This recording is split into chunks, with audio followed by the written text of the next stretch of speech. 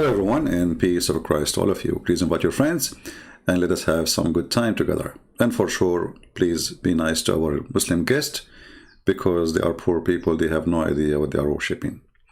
Yeah, yesterday I made a video and I made a challenge to all Muslims in the world to give us an answer what Allah means. And if you go and review all the comments made by Muslims about that video, you will see how hilarious this religion is. I mean, it's amazing how this religion exists. Simple question. Okay, who is Allah? They don't know. What Allah mean? They don't know. Where the name Allah came from? They don't know. How Allah look like? They don't know. How Allah He sit? They don't know. How Allah He stand? They don't know. The Quran says, brother, Allah He istawa ala al-arsh. What istawa mean? We don't know. What Israel mean? They don't know. What Abraham mean? They don't know. What Isa mean? We don't know. And you know, I wasn't going to go online, but I found the answers are hilarious too. Like, I can't skip it, you know. So let me show you an example of some Muslim answers. This guy, his name is Yikis. Mr. Yikis, he says to us, Allah, the name of Allah, maker of everything. And then he continues saying, you ask him, why is Allah Allah?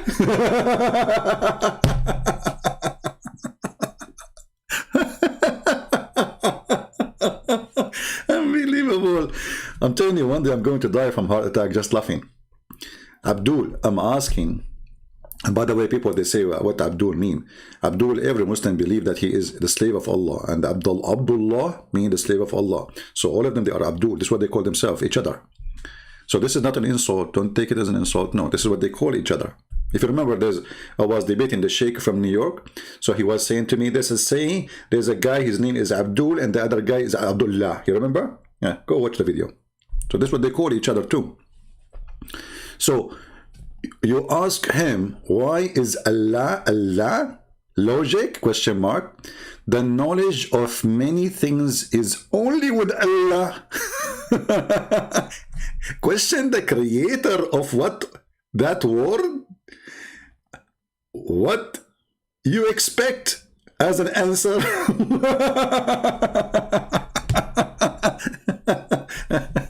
Ikis, I think your wife, she will never use a TV station, my friend. You are the best TV station. All what she do, she need to touch your nipples, and then you flip channels to the comedy ones, between the right comedy and the left comedy. So each nipples will work for what is this, man? I mean, did you spend too much time to answer this question?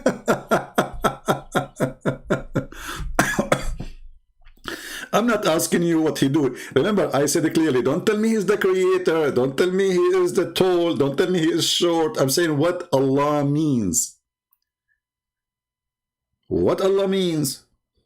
Do you know? You don't. And this is a clear evidence that you Muslims, you stole the name from somebody else. You have no answer.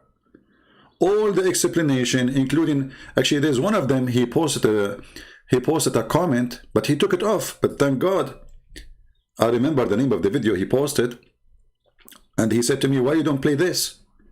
I don't know if somebody can see the link there. I did not see it, you know. I look for his comment. He posed for us a video. He's saying, why you don't play this? This is the meaning of Allah. And I will play it, you know. So I'm asking you what Allah mean. So now I said to the Abdul, well, I'm asking what Allah means. And now he got excited and he came back. The Arabian prophet, yes. And the answer, Allah knows what Allah means.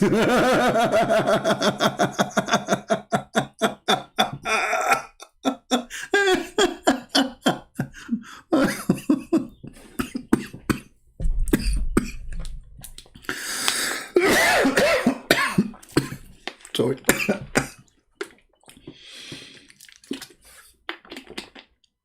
That's deep. That's literally deep, my brother. That's, I mean, you punish me in the face, man. I'm not dumb like Christians, okay? Hello? We will definitely ask him in Jannah, inshallah. So he will ask Allah what Allah mean definitely in Jannah, in heaven.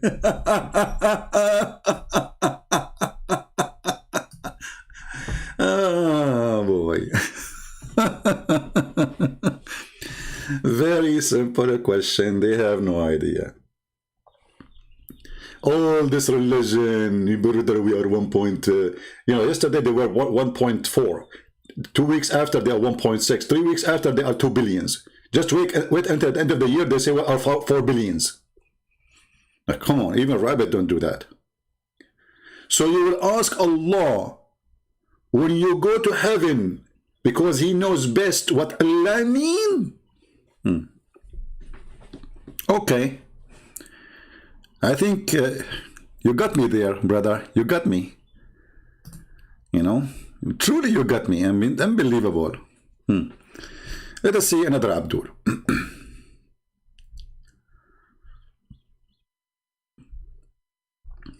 I mean, the comments are really hilarious.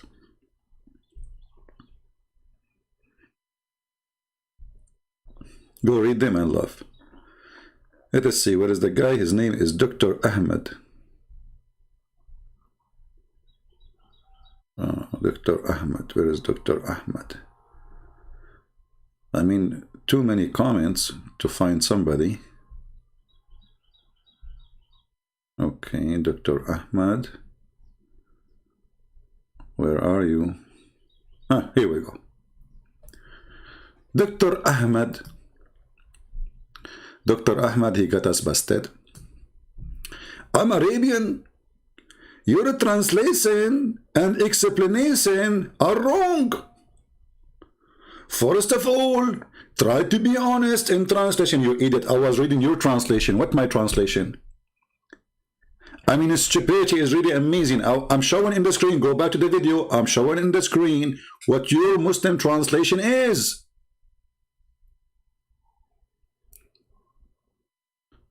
And you know what? I will shave my 20, it was 28 yesterday. Today is 29, must be, because, you know, I'm using fertilizer of Allah. It's 29 now. I'm Arabian. Your translation and explanation are wrong. First, try to be honest in translation. I did not use any translation of mine. I use your translation. This is your Muslim website. It's called Wow, Quran Wow. Like Mr. Wow. What a translation, my friend. I'm using your translation. Like which translation I used, what was mine? Is that my website? Is my name? Let us see a translation here. Like, this is from yesterday, you know. And my browser go back to the history sometime. Sometime it failed. Muhammad Hilali and Muhammad Khan. Your translation is not honest.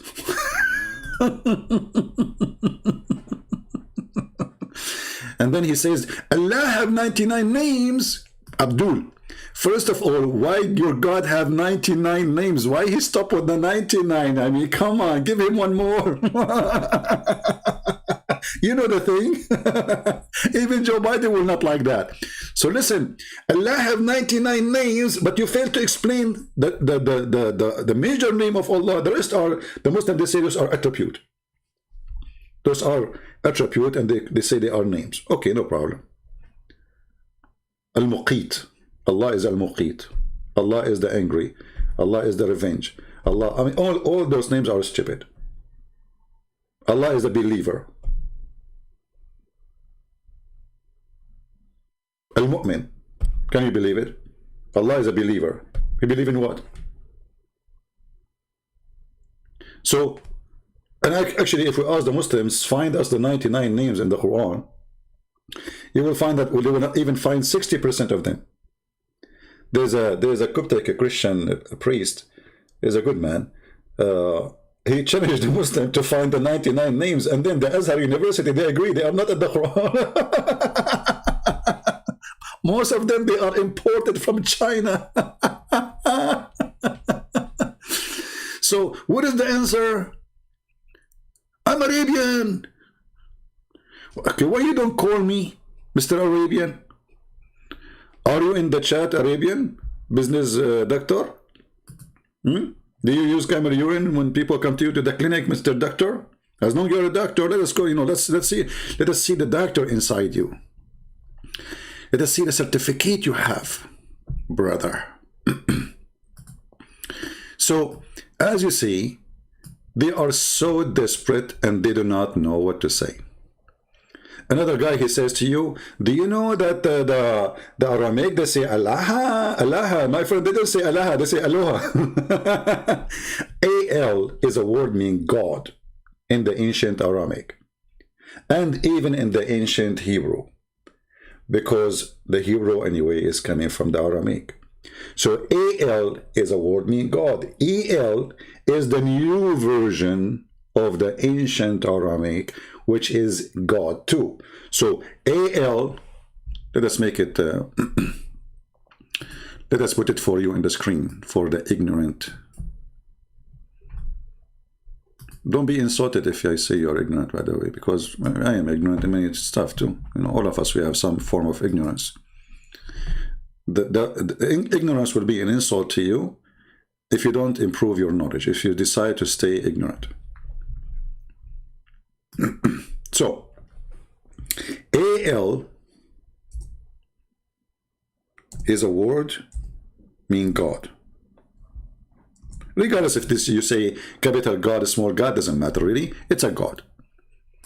Okay? The God of the believer or the God of the non-believer, the God of the hypocrite, the God of the pagans, the God. So you can make it capital because this is in English, exists in a small capital and big capital. This is why Israel was not Israel. Israel was Israel in the ancient Hebrew. Mikael was Mikael. Gabriel was Gabriel. Ishmael, he was Ishmael. Because those are not even part of the name. This is not a name. Al is a word meaning God. In the new Aramaic, and same as in the new Hebrew, Al became El, which is again a word meaning God.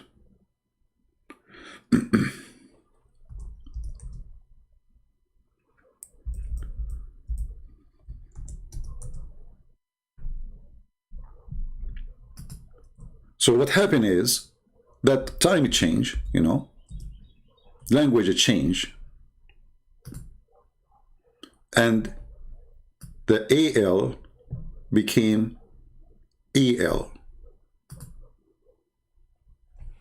This is why you will find in the Old Testament in Hebrew, some names still they are using Al, like Daniel, you know, Daniel.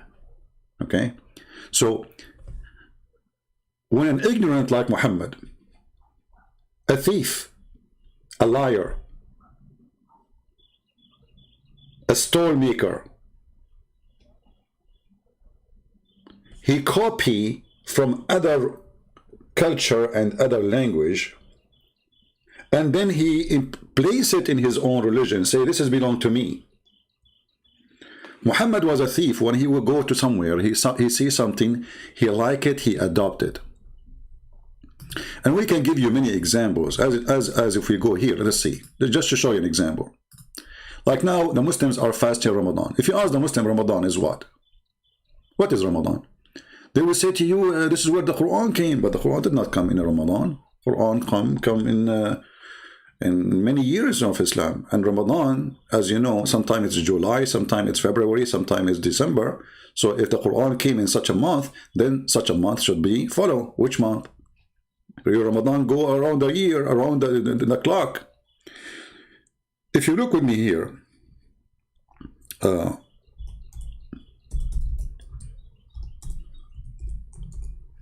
to show you how Muhammad, he copied things.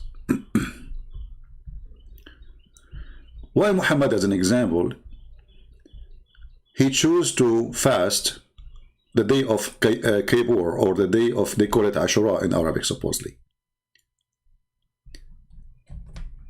Read with me, first of all, here. This hadith says that Quraysh used to fast the day of Ashura. in the pre-Islamic period. And the Prophet used to fast it too. Obviously, this Ashura is not the same other Ashura we will talk about soon, because it cannot be.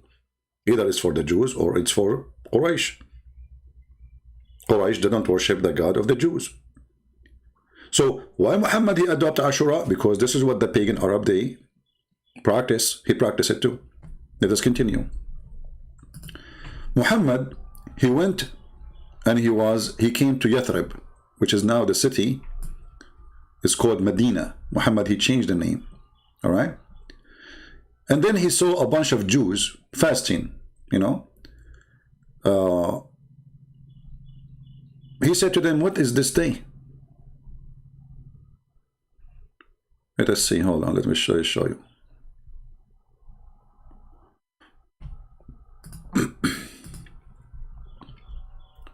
He asked the Jews, why you are fasting this day? They said this is the day where Moses he crossed the sea.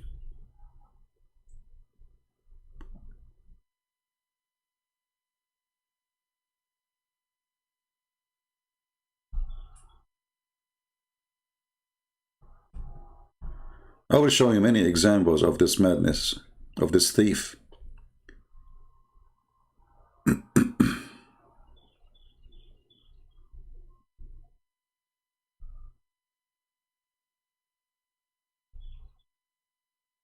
I mean, there's a million hadith about it, but we want a specific one. Okay, hold on. Let us do it. And again, you will see Abdul saying to you, he is using a translation. This is his translation. I'm using your translation. This is your website. Focus with me, Abdul. Focus. If you do not know what focus mean, look, take the Prophet as an example of focusing.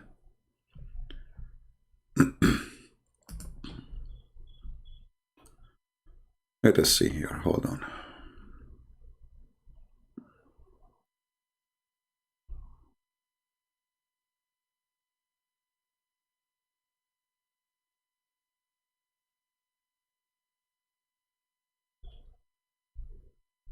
All right. Here we go. We found it. Have you ever heard of a prophet? He added fasting day to his religion. Just because a Jew, he said, we fasted. Welcome to Muhammad. When the Prophet came to Medina, he found the Jews fasting on the day of Ashura. They used to say, this is a great day, which Allah saved Moses. Remember, this is the Muslims saying that, not us, not the Jews. The Muslims saying that. And drowned the folk of Pharaoh.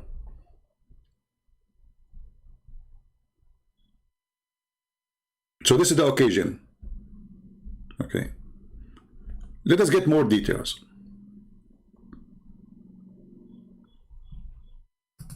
Read with me carefully.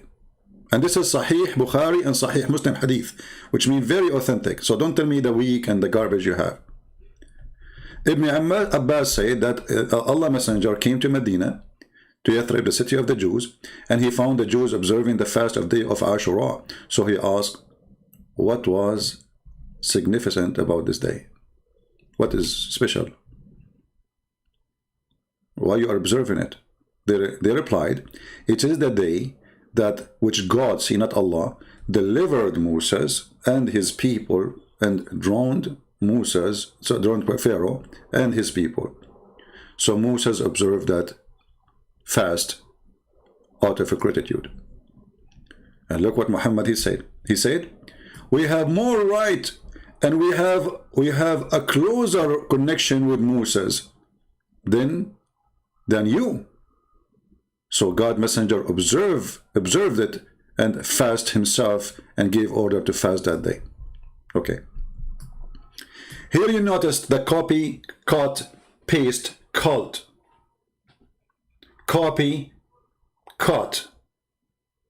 They don't even copy the whole thing. They copy, they cut, and then they paste. If Muhammad is a prophet of God, how come Allah never informed him yet about this day? Secondly, if the Jews, they fast this day, and Moses fast that day, was he informed by Allah that fast this day because Musa fasted? No. Who informed him? A Jew.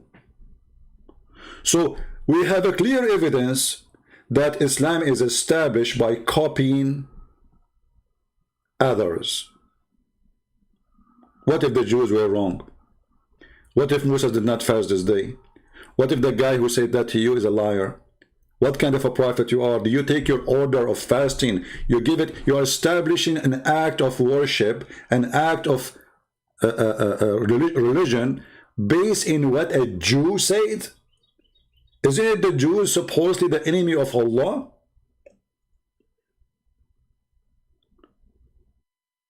It is not Jibreel who told him, it's not Allah who told him. And later when Muhammad, he mixed himself with the Sabian, he heard about the Sabian fasting five times a day, praying 5 times a day, and they fast Ramadan. The Sabian, what they do? They have a celebration every year. The moon of Ramadan comes, the moon of Ramadan goes. So they go to the city of Haran. The moon appear in a city. The second city they will come, the second year, 30 days after, they go and say goodbye for him in their city. And the same they do in the next year. They welcome him in one city and they goodbye to him, or they welcome him again in different city. It's like coming to a new place. It's like a new moon is coming. This is Ramadan. The evolution is from the Sabian. Go watch the video, search for Sabian evolution. Go watch it. It's exactly as Muhammad he do. And we cannot say the Sabian copying from Muhammad, because the Sabians are one of the most old religions in the Middle East.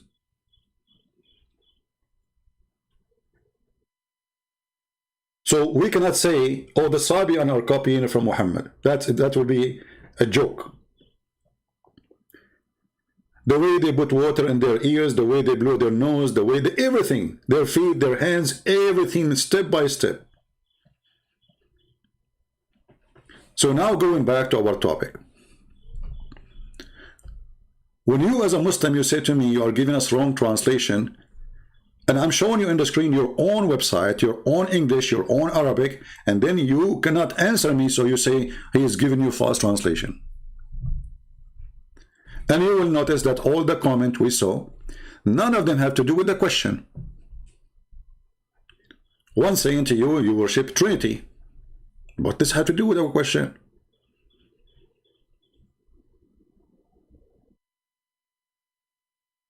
And then Dr. Ahmed, he said, thought I am not a religious person, but while I went to challenge someone, my opponent must be at least honest person. Look who is talking. People who believe in taqiyya and lying and take an oath by Allah name falsely. Isn't it your God Allah? And now he will say to me, the wrong translation, you are giving us false translation.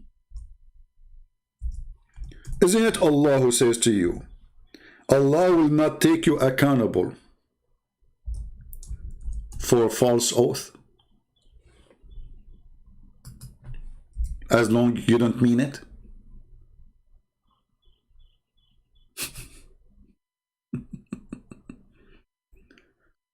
Huh? If a Muslim, he took a false oath, this is the only religion where false oath, as long as you don't mean it. So a Muslim, he come to you, he say, I swear by Allah, we like the Christians. I swear by Allah, Islam teaches peace. Allah will not take you accountable for your oath. Why? Because you don't mean it. In your heart, there is something else. You don't mean what you are saying.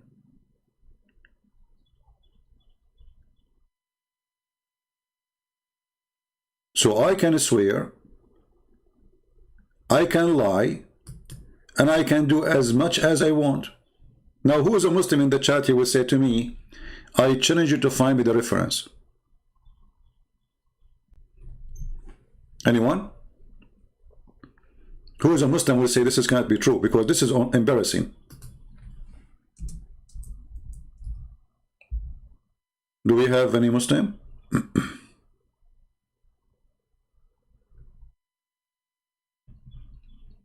Do you see it? Dr. Ahmed, are you willing to call me right now and get me busted? Oh, I forgot, you cannot debate someone not honest, but I thought the whole point of a debate is busting someone is lying. No?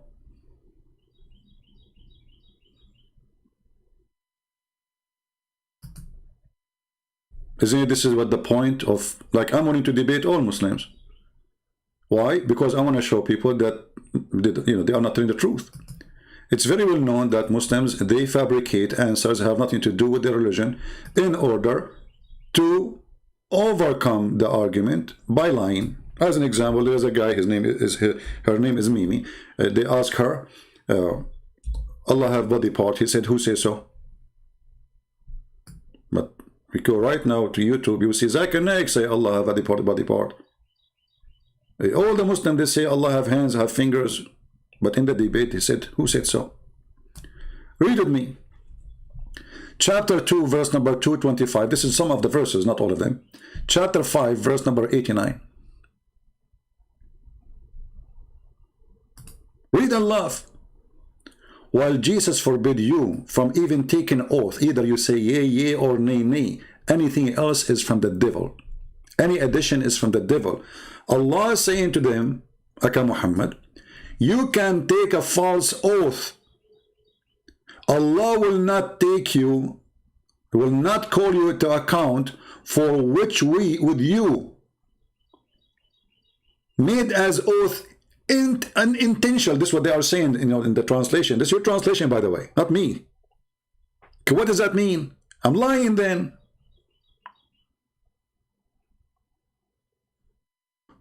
But Allah call you in account in which your heart have earned. What does that mean? What do you mean? I don't mean to take to this oath. I'm lying. This oath is just a joke. Change the translator, you will find a new Quran. Because every translator, he play with the Quran as playing with football. This is Muhammad Biktal. You will say to me, no, this is your translation. False translation. Hold on.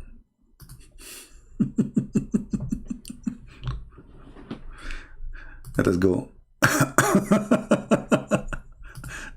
Oh boy. Let us go to Biktal. The pages switch.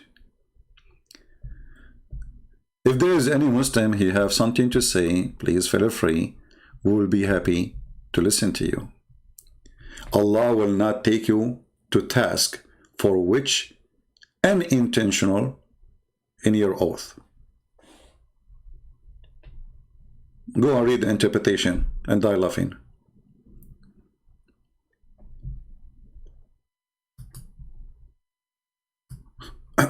If we go to chapter 3, verse number 28, you will see the Muslims, they are given an open license to lie. It's called taqiyya. And many naive people do not know that the longer the beard, the bigger the lie can be. They are allowed to lie, my friend, and you are naive. This is their religion. This is the religion of the devil, literally. Because what kind of God? His name is Allah. You call him potato, tomato, who care? What kind of God? He says to you, you can say to them nice things, but your heart means something else. You cannot take them as a friend, but if you take them as a friend and you mean it, You are not a Muslim no more, and you have no honor, no protection, and we will kill you. And the funny that the God of this religion called the one who don't believe in him hypocrite, but he is the one calling the Muslim to be hypocrite. Let not the believers take the believer not to take the non-believers, the hypocrite, as a friend. The Jews, they're friends. The Christians, they're friends. Okay. As become mighty and honorable in preference to the believers who are sincere. Okay, so the one who is sincere, by taking them as a friend, and he gave them honor, a mighty respect, by taking the hypocrite and disbelievers as a friends, he has no connection with Allah.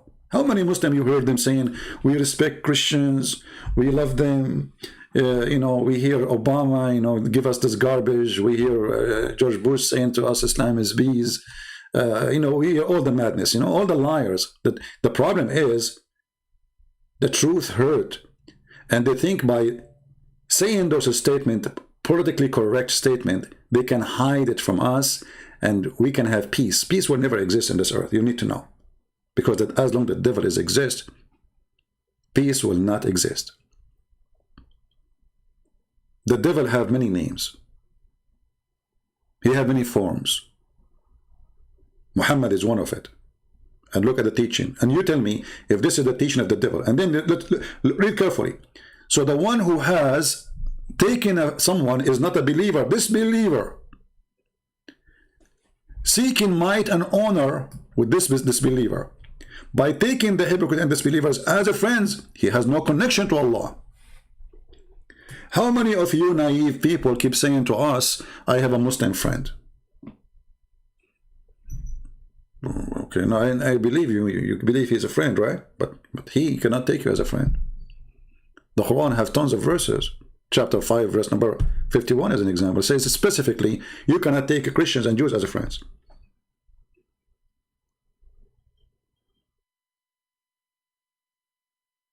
So the one who take us as a friend, he have no honor, have no protection from Allah, which means we will kill you. Gang, you see the gang? He have no honor or protection from Allah. Protection from Allah means the Muslim will not kill you if you have a protection from Allah. If you don't, we kill you. Your blood is free. Just because you took a Christian person as a friend, your blood is for free. Unless it be that you guard yourself against them, save yourself from them, taken as it were security. We are talking about Erdogan now. He joined the NATO. We are talking about Saudi Arabia. They open more than 20 bases of the American in their land. We are talking about Qatar. We are talking about Pakistan, or Pakistan, the Pornistan, as Fox News said, according to Google. The Muslim will say to you, oh, this is about war, my friend. Muslims believe that they are in war with everyone who don't believe in Allah. I mean, stupidity is amazing, and there's many foolish people, they don't want to listen. This is a person who will take you as a friend. What war?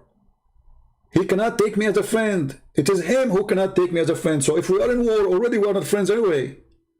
But here it says clearly, you cannot take them as a friend, which means the Christian, the Jews, the Hindus, the Buddha, they want to take you as a friend, but you cannot, because if you take them as a friend, you are enemy of Allah too.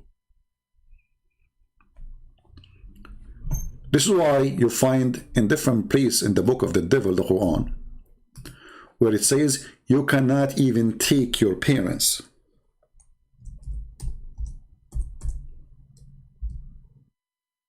Even your parents, even your family.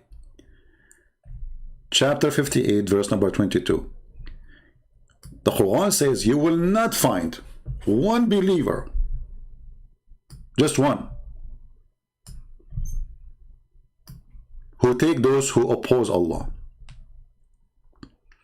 who will love those who oppose Allah.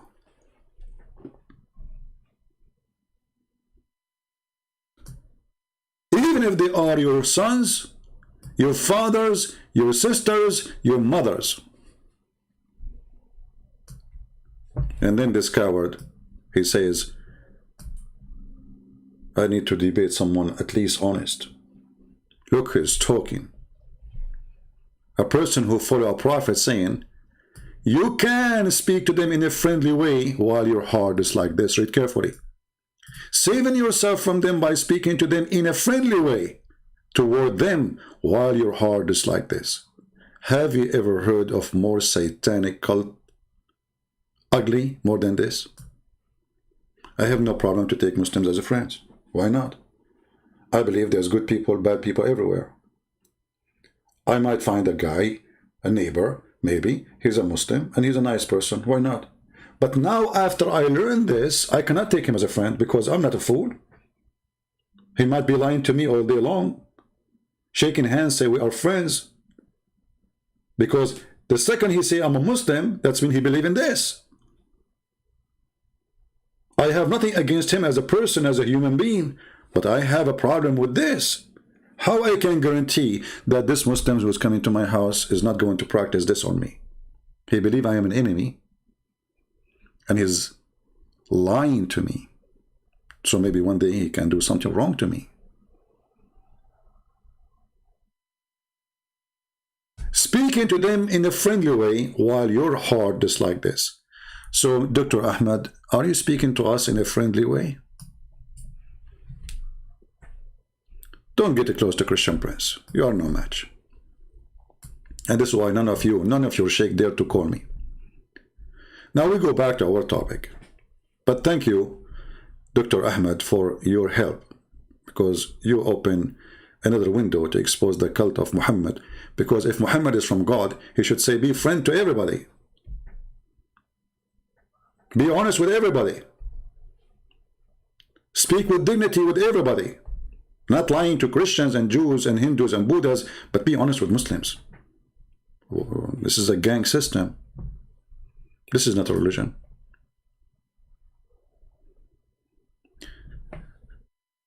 Another Muslim, he says, why you don't play, the comment is there, he says, why you don't play the whole video of Zakir Naik? I said, okay, where is the, okay, I will play it, but where is the answer? Here we go, this is Zakir Naik video. If you listen to it, you will die laughing. Where is the answer? Still we are waiting. Who is Allah? There is no answer. Read carefully, listen carefully. But the crowning name is Allah. Now why do we Muslims prefer calling Allah by the Arabic word Allah instead of the English word God? The reason is, sister, all the other names and words, they can be played around with. For example, the English word God, if you add S to God, it becomes gods. Oh. Brother, look at the answer. Brother, if in English you add S to God, you make it gods. Can you add S to Allah? Yes, I can. I do. Why not? Look at the answer. She is asking you why you are calling him Allah. You say because it is not gods, it's one Allah. So who cares? Okay, Jesus. Hey, Jesus is one. There's Jesus. This is Jesus. I mean, look at the excuse. Look at the stupidity.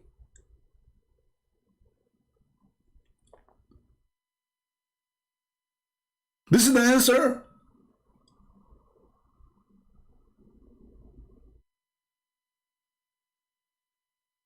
And this is the guy said to me, why you don't play the rest of the video? Because he got you busted there. Let us see. I want to continue. Plural of God. There's nothing like plural Allah. Kul huwallahu ahad. You just confirmed that Allah is not one, because you said Qul huwallahu ahad. Ahad in Arabic is mean echad. This is from the Hebrew. And this is from the Aramaic. And echad is not one as a person, is a unity. This is why the Bible says that the man, he leave his parents and he would become with his wife echad. Ahad. So the idiot who do not know Arabic, I mean, there's a guy who said in the comment, it's not fair to complain about the Arabic of Zakir Naik. My friend, I'm not complaining about his Arabic. I'm showing you how stupid it is, because if you don't know Arabic, don't speak Arabic. but claiming to be scholar in the religion, yet you do not know the language. You see, if I want to claim to be scholar in the Bible, the Hebrew Bible, I have to speak. I mean, people will laugh at me if I say I'm a scholar in the Hebrew, but I don't know Hebrew.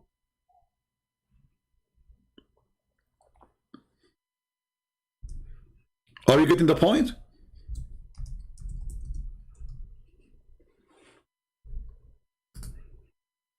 Or you, as a person who believe in Allah, you don't have any point anyway.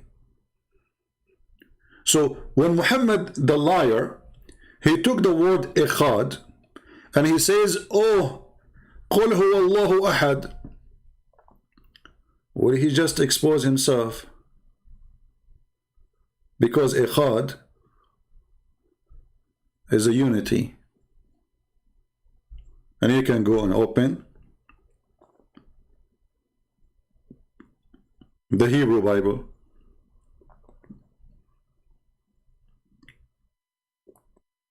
And if we go right now to the Quran, the yellow pages of Muhammad, actually this is an insult to yellow pages. If you remember the video of Nu'man Khan, he said, you know, like the Quran is really not organized at all.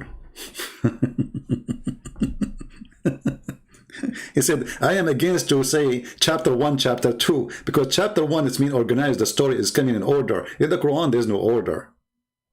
Exactly. So if we type the word ahad here, and I will type it in front of you, Abdul. Ahad. Am I typing in English or English? Hold on. Switch to Arabic. This is ahad. Look at this. All those verses using the word ahad in the search engine here appear 29 times, but I think it appear more.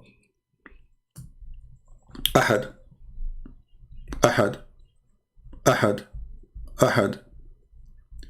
You will say to me, there's tashkil here, but you know, Muhammad, when he have the Arabic, there's no tashkil and there's no dots anyway. Ahad mean one off. Okay, like as an example,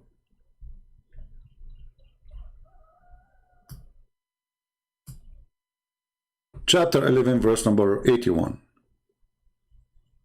Or let us go to this one. This one is even easier. Chapter 33, verse number 40. The word ahad translated as any of. You see, this is the word ahad. Muhammad was not the father of any of you. Ahad. Any of. Ahad cannot be one. It had to be one of. أحد الطلاب, one of the students. أحد التلاميذ, أحد الأساتذة, أحد الحمير, one of the donkeys. This is what ahad mean. But the word used in that word, in that phrase where Zakir Naik is quoting, he is copying ikhad.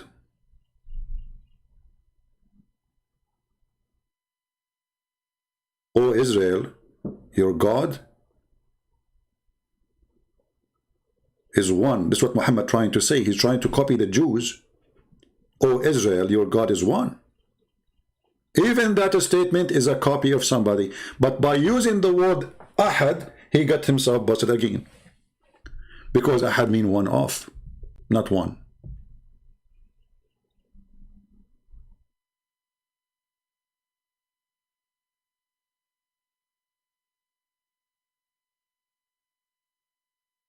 As an example, in Genesis chapter 1, verse number 15, and God, he says, God called the day, the light day, and the darkness called night. And then, and the morning were the first day. That is the ikhad, the first day, akhad. But it's one of many.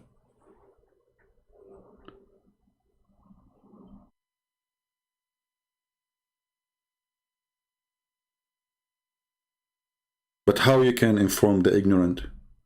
And he is stubborn, he think he knew.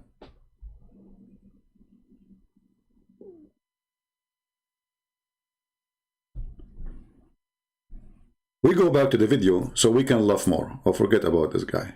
Potato. Jesus versus vegan. A black stone kisser talking about Jesus versus vegan. You know, we got him busted there too. Continue, Zakura. He is Allah one and only. If you add D-E-S-S to God, it becomes goddess, a female god. In Islam, there is nothing like male Allah or female Allah. Look at this liar. How many times the Quran says it is he, it is he? Like what? There's no male and female Allah? Allah is a transgender?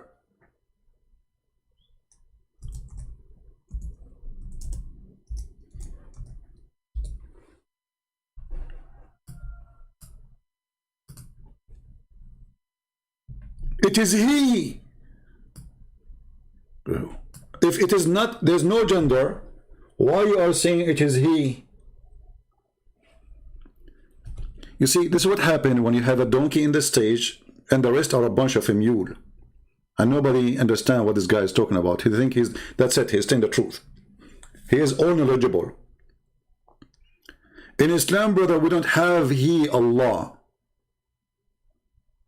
When all the Quran saying it is he, it is he, it is he, and says it is we too. But when you say he, it is a mere word. Just to make it more clear, isn't it the Quran says if Allah want to take a wife, he will take it from us? So Allah will take a wife, but he is a female? He have no gender. So how come he will take a wife?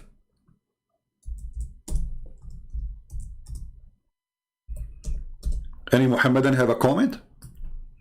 Chapter 21, verse number 17. The word here, past time, is lahu. Lahu in the Arabic language is women. لو أردنا أن نتخذ لهوا. You can go right now and open the Islamic interpretation. You will see lahu is a word mean women.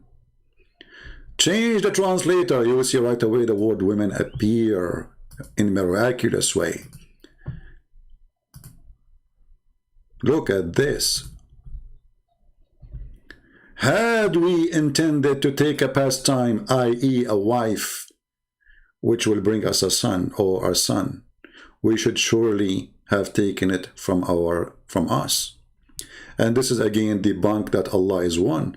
Because if Allah want to take a wife from us, then how many female Allah is there? And how you say that Allah is not a male, and then Allah is saying, talking about a female. In different verse in the Quran, just to show you those who claim to be scholars, they are just, they are lucky, by the way. I mean, what this guy would do for a living if there's no ignorant Muslims around? Now he have nice house, 4 wives, 20 kids, a lot of money. Isn't it the Quran says how Allah can have a son if you don't have a girlfriend? So how you say to me the Quran does not say that he is a male?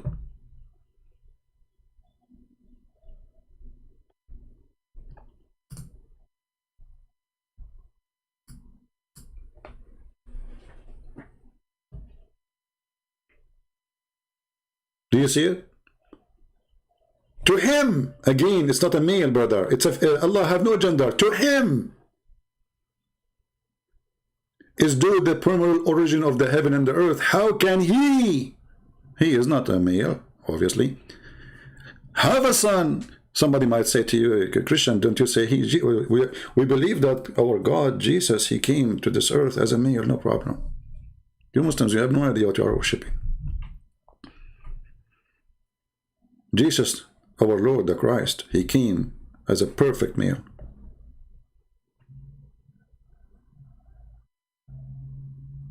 How can he have a son when he have no girlfriend?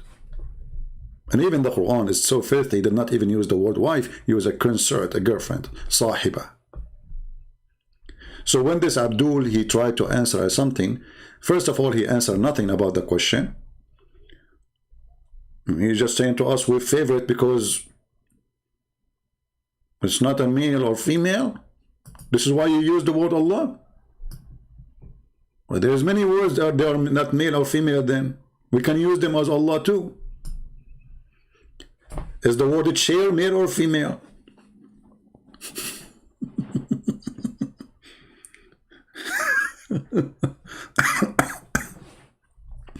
Continue, Abdul. Allah subhanahu wa ta'ala has got no gender. If you add father to God, it becomes Godfather. He's my Godfather. He's my guardian. Okay. If you have father to God, so how the Arab they says Allah have 3 daughters? I mean, look at this silly, this is silly answer. What does this have to do with the question?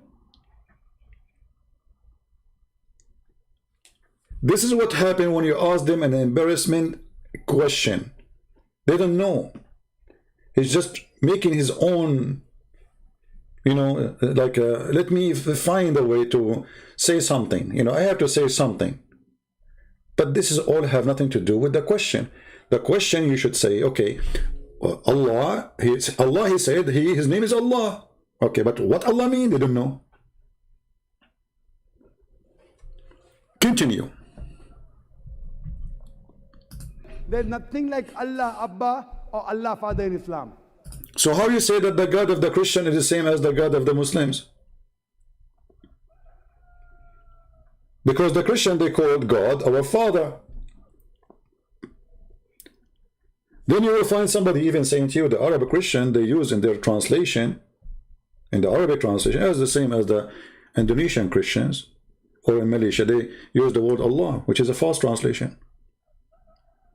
But as you see, here we go, they are using false translation, and they say Allah is our Father. So the name did not prevent that from happening. Stupid. And the Arab, they say Allah have 3 daughters. So that did not prevent that from happening. If you add a mother to God, it becomes Godmother. Okay, well, guys, if you add mother to God. Well, here we go, you add 3 daughters to Allah. What a different. What is different? The Arab, they added 3 daughters to Allah, Al-Lat and Al-Uzza and Manat, and some they say even Manat is the wife. They are not sure which one is the wife.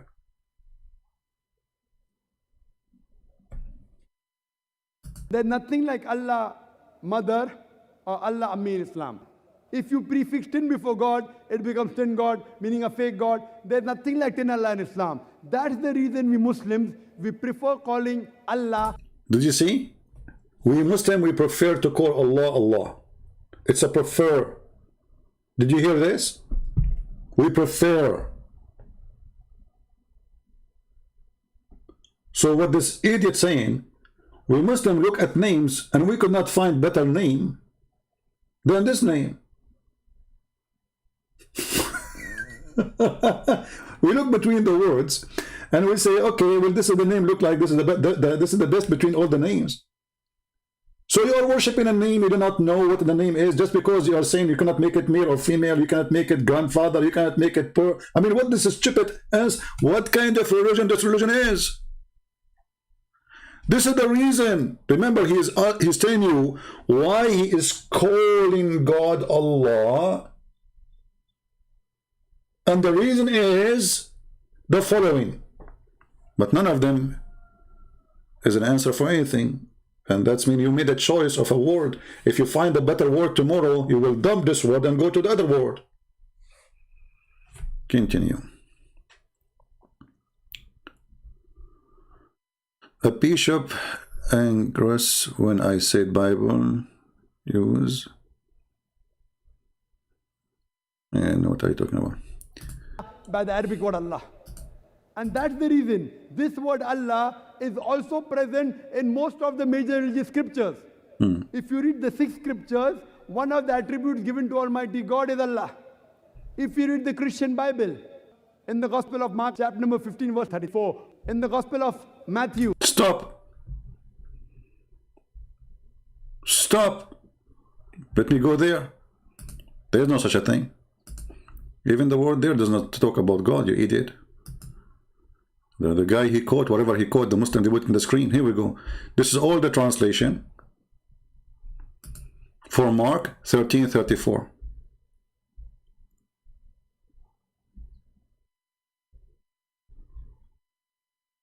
What translation you want? And you can use even the Hebrew one. Where? What? How? But you know, when you are a liar, you say whatever you want. Here we got you busted.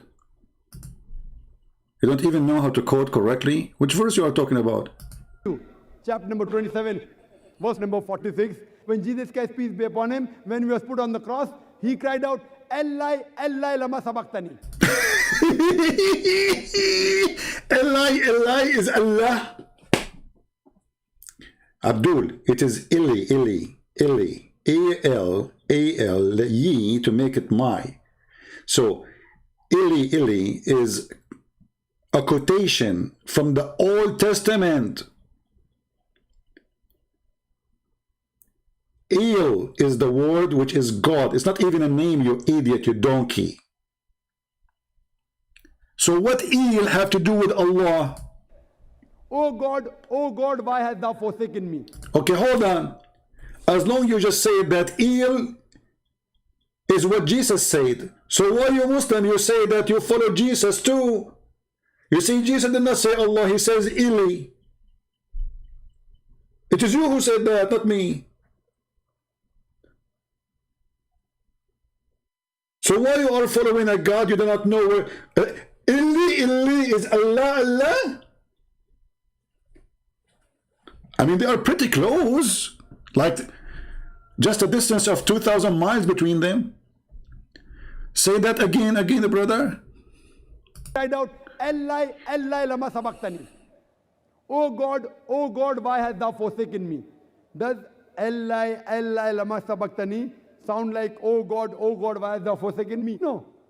But if you translate into Arabic, it says, Allah, Allah, lama taraktani.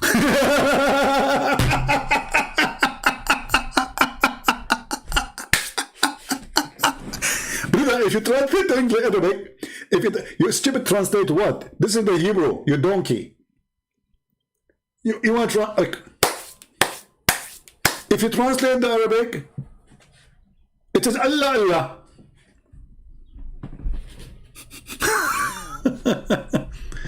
Anyway, let me show you another guy, and this will be the end of this video, showing you clearly that Muslims do not know what they are worshipping, and in fact, they stole the name. Remember, this video is posted to me by a Muslim. A Muslim, he says to me, the meaning of Allah is in this video. The comment is there in the section, in the previous video. The link posted by a Muslim, and he is the one who asked me to play this video for you. And guess what? They agree with the Christian Prince that Allah is a theft, and we do not know what it's mean. Muslim says. What does Allah mean? Allah originally comes from the word Al-Ilah, the Lord, the deity, the one who is worthy of being deified. But the nature of language is that over time, language begins to develop. And if a word is being used again and again, repeatedly, sometimes things that are not essential parts of the word may be deleted over time. So for example, in Arabic, people are known as unas. And over time, as the Arabs would say al-unas, al-unas, al-unas, al-unas, some people started to speak faster and they started to then say an-nas. Even though the original word is still used till today, people use al-unas as well. And similarly, people would essentially say al-ilah, al-ilah, al-ilah, and over time, as the usage continued, al-ilah, Allah. Hilarious! Did you hear it? Did you hear it? The people, they say al-ilah, al-ilah, al-ilah, and by the time it says became Allah. Okay, I will go with you then.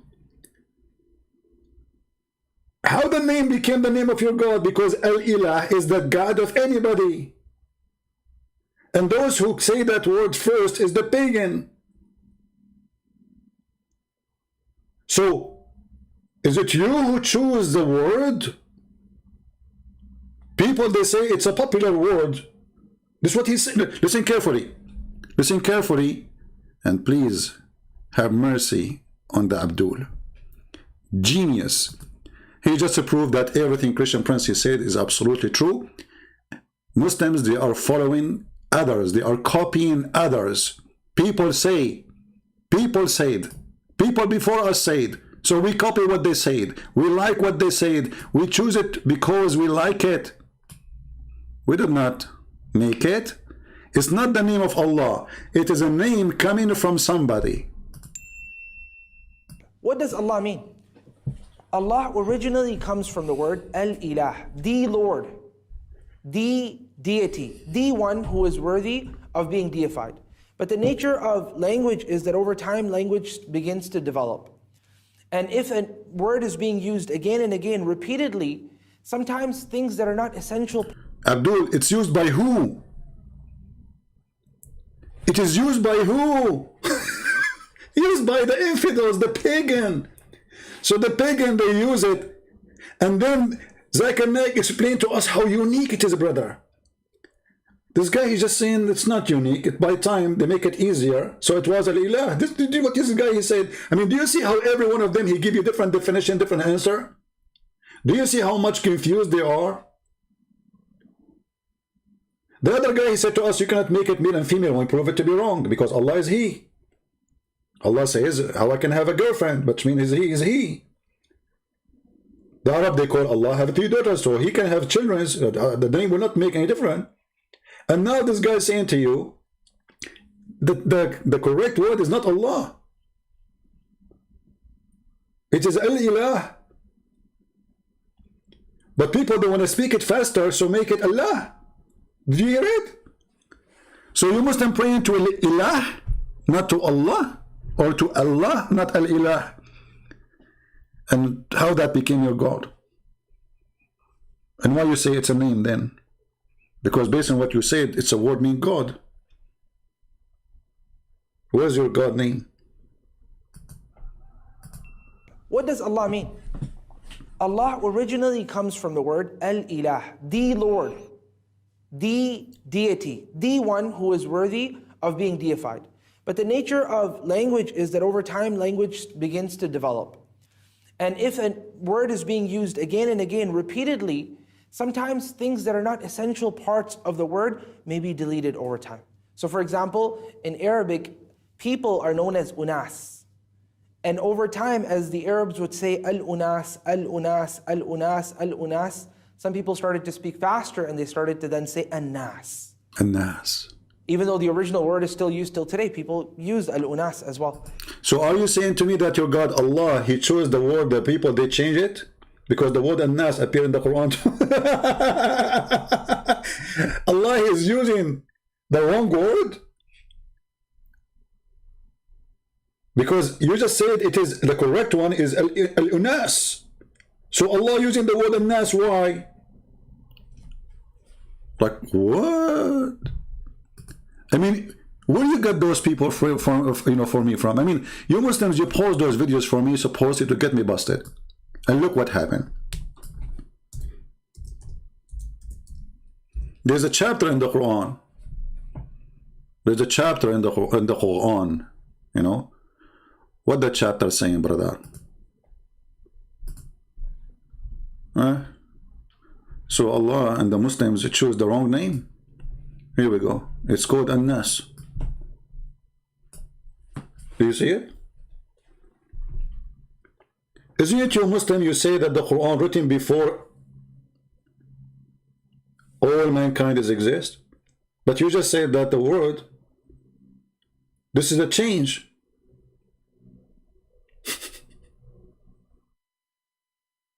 So the Quran based on this is written after the change happened.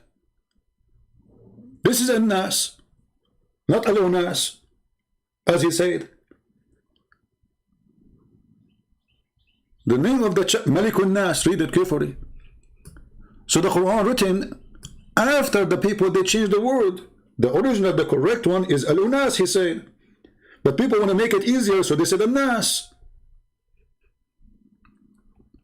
Allah is Ilahun Nas.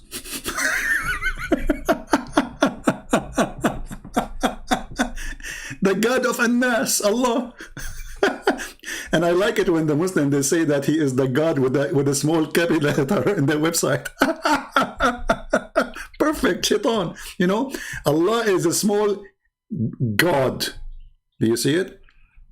Not capital letter. The Muslims admit that Allah is the God of mankind as a small letter. Perfect. So this is the definition. Allah is not really a name. We don't know what this word means. They are saying to you, well, this is a word diverted from the word al-ilah.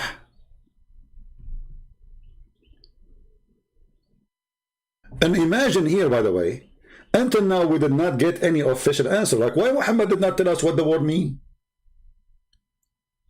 Why Allah did not say what the word means? We have YouTubers. Anyone can make an answer. I can make it. I can say it to you to be a tree. Where is the official answers? And now you admitted that you are stealing the words from somebody else, and this has nothing to do with your religion. Other religion, they would say al-ilah, al-ilah. So you make it, and you make it a name for your God. So you are looking for a God, and then you found a God as of your choice, the God of the Kaaba, the God of the star, the God of the moon, and you said, I'm going to call him La. And just to prove to you that what he said is stupid, more than what he's stupid he said, I mean, the answer he said is condemning Islam anyway. But al-ilah, al-ilah, ilah, is simply E-L, and there is little H at the end, like a sound of a music. Ilah. Still, it's ilah. It's not Allah. It is Il. Idiot. Il. Ilah. That sound at the end, the little tiny H, it's not really even an H. It's like a music sound. They added like for something holy to make it more beautiful. It's not even part of the word. It is Il. And we just heard Zakir Naik saying that Jesus said Ili, Ili. And he said, this is Allah.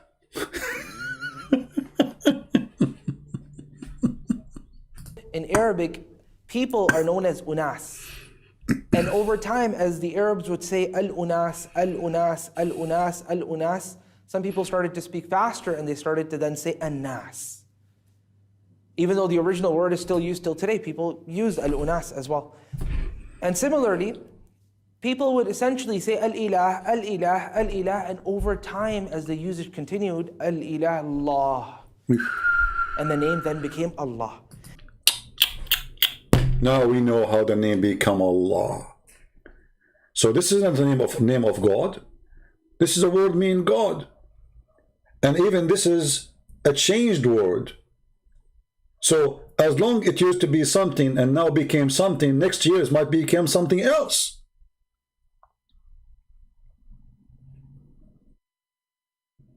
So now do you believe me when I say not a single Muslim can answer us? They don't know. They are trying to find a solution what the name word mean. But all would take you 2 seconds, my friend. We showed you in the Quran in chapter number 1. And this is a screenshot from yesterday. Bismillahir Rahmanir Rahim. And this is the Muslim resembling the Arabic. Bism is a wrong written, by the way. The Muslim, they took the alif to make it short. As he said, to make it easier, they changed even the Quran. Allah, he said bi-ism, they make it bism. Bi-ismi lahi rahmani rahim. Lahi. He. The I at the end is just like the sound, the same as the H at the end of Il. Ilah.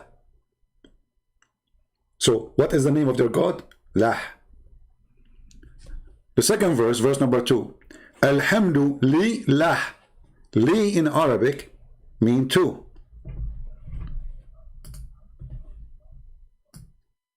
Li mean two. Lah is the name of their God, as you see.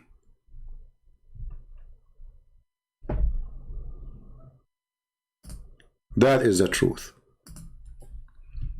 Lah is not Allah.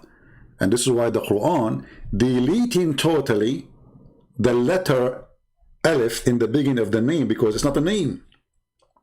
Where the letters start, the name start from the Lah. And now you do not need to be a genius to go to Prophet Google, peace be upon him,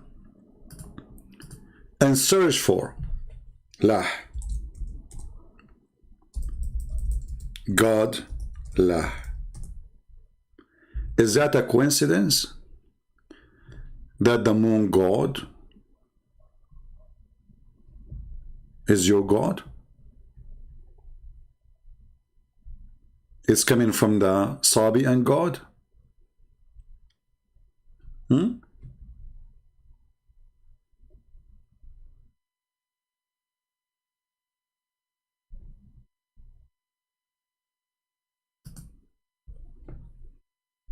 Any Muslim?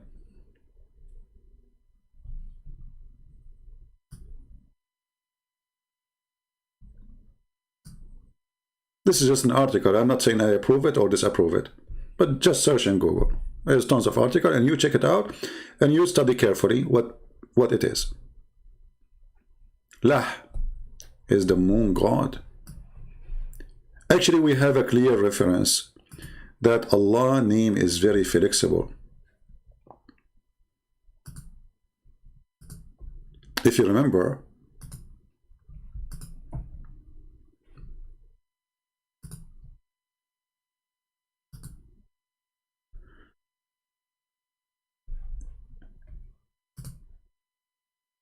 chapter of Yasin. Yasin. What sin mean? Allah is the God. Sin. Ya is a word mean God. Another word from the ancient Sabian language. Yasin. Ya is a word mean God. Search right now for sin. Sin is the moon god. Lah is the moon god. Sin is the moon god, and both are in the Quran, and both of them are saying clearly that this is the God of Islam. And actually, if you ask the Muslim, what sin mean? What Yasin mean? They say Allah knows best what he meant by that. Additional proof that Islam is a forgery.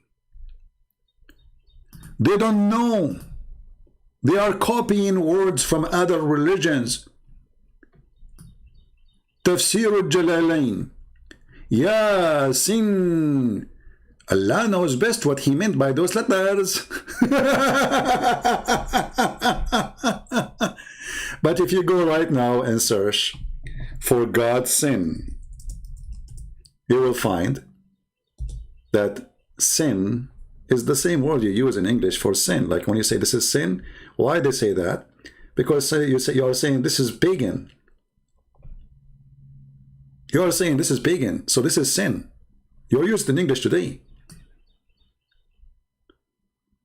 Sin is the moon god. So wherever we go, we are surrounded by the moon god. And this is why we will find, when we speak about the moon god, right away we will find the crescent moon.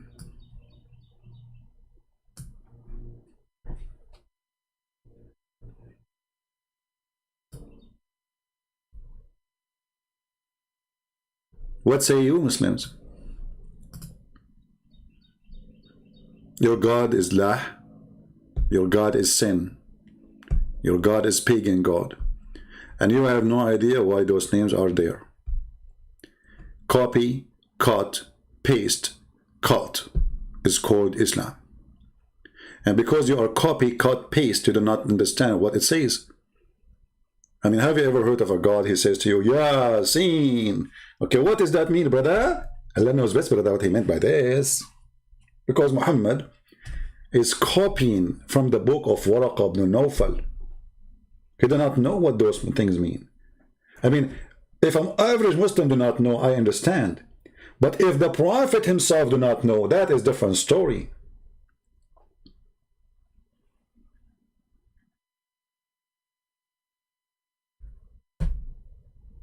Any Muslims? Mr. Lanoun, he is saying prince properly a princess. My friend, I know, I understand that you are in pain, and supposedly you're trying to insult me. It's okay. You know, I welcome you to insult me more. It's a blessing for me. But my friend, as long as you are talking Christian prince is properly a princess, do you want me to make a special call with me and ask me if I do put eyeliner like your prophet 3 times on my eyes a day? If I wear women clothes like your prophet every day? If I pee like a woman like your prophet every day? Are you there? And then we can find out who is the princess here. Are you there? Or maybe you can ask me, hey Christian prince, have you ever kissed your friend down his belly like the Prophet Muhammad? Is that a new tradition in the Middle East? I'm a Middle Eastern. Since when we Middle Easterns, we kiss each other down the belly? Huh? And then the guy said, oh, stop, this is how I like it. Oh, brother, don't stop, please. And you are talking about prince and princess. Don't go there. You are talking to Christian prince. You will be humiliated, you and your prophet. If you try to humiliate me, good for you, no problem. But remember, I know all the laundry of your prophet. So the question now, is Muhammad he or she? Muhammad taking off his shirt. The guy, he said to him, this is not fair. The prophet, he poked him under his ribs with his stick. He's tickling him. And then the guy said to him, you are wearing a shirt, but I am not. The prophet, then he raised his shirt. And then the man embraced him. And he began to kiss his side. Who is kissing who? You will say to me, oh, the man is kissing the side of the prophet. The word kashah is the down of the belly, not the side. And why a man even kissing there?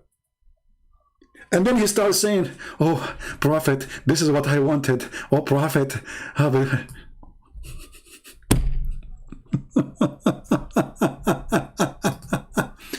My religion is dead, my friend. Even your Quran says, and judgment time will not come until all they believe in him, who the Messiah. It is your religion who is dead. This is why you want to kill those who preach the gospel, because you're afraid, because you are terrified. And your prophet is dead. How you can have a religion anyway? My Christ, my Lord is alive. Your religion is dead, and your prophet too. And I can show you the hadith how he stink. The Muslim did not bury him for 3 days, 3 nights. They think that he's the same as Jesus, because he lied to them. He says, we prophet promised by Allah that our body will not decay. And then the poor Muslims, they believed him, so they did not bury him for 3 days. He said to them, pray, send your salat to me, for your salat will be presented in the front of me. They said to him, prophet, but you will be dead. You will decay. He said, no. We prophet, our body don't decay. And then the reference says that the prophet قَدْ رَبَى بَطْنَهُ, which means that his belly full of fart, full of gas. You know, when a person he die and you don't clean him and he have a food, the food will start digesting. The digestion keep going even if he's dead. The bacteria will digest the food. So the belly of Muhammad became full of gas, fart. And he starts shooting left and right. So Ibn Abbas says, قَدْ رَبَى بَطْنَهُ إِدْفُنُوا صَاحِبَكُمْ فَإِنَّهُ يَأْسَنُ كَمَا يَأْسُنُ الْبَشَرِ. Bury your friend, he stink like the human stink. So you are following a stinky prophet according to your books. And we are following the living Messiah according to your book too. And you are talking about who is dead. Weak hadith. This is weak hadith? Okay. It's weak hadith. That's it. I don't know. As I know that weak hadith is a weak argument according to the Sheikh Hamza. You know, when the Muslims, they say, by the way, weak hadith, they are saying to us that we Muslims will lie about our prophet, and we put a lot of lies in our book. We are a bunch of liars. We lie about Muhammad. Don't believe in what we say to you in our books, because we lie all the time. That's what they mean. They're trying to say to you, this is a lie. Okay, but who wrote the lie? Muslims. Who printed the lie? Muslims. Who accepted the lies? Muslims. So if it's a lie, why it's there? Muslims.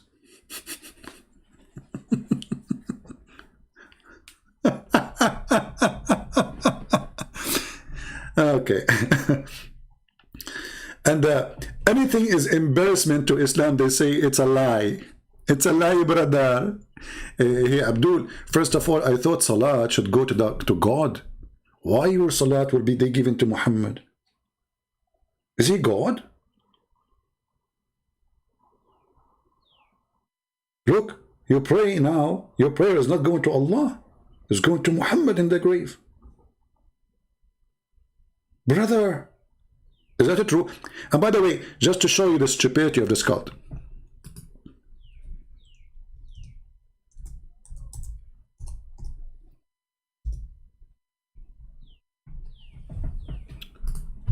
read carefully, and this is Sahih Hadith.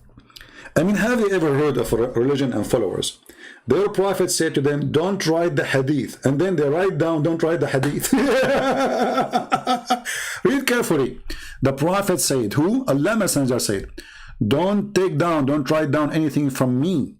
And he who took down anything from me, except the Quran, he should efface it. Efface that narrative from me.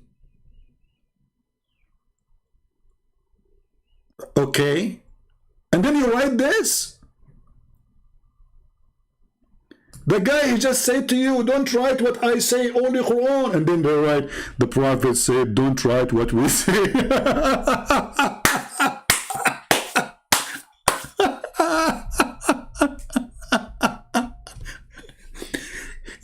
You're crazy. He just said to you, don't write it down. Don't write down what I say. And what do? You write down, the prophet says, don't write down what I say. So all the hadith, according to Muhammad, should not be written. Do you know why? Because Muhammad, people, they start reminding him of what he said. He cannot repeat the same lie twice correctly. In the first lie, he said 4. In the second lie, he said 10. In the third lie, the same story, but he cannot repeat the same story twice. Hey, Prophet, which floor you used to live in? The 3rd floor. Prophet, but last week you said you are on the 10th floor. Okay. From now on, don't write down what I say, okay? So all the book of Hadith should not be written then. And this is Sahih.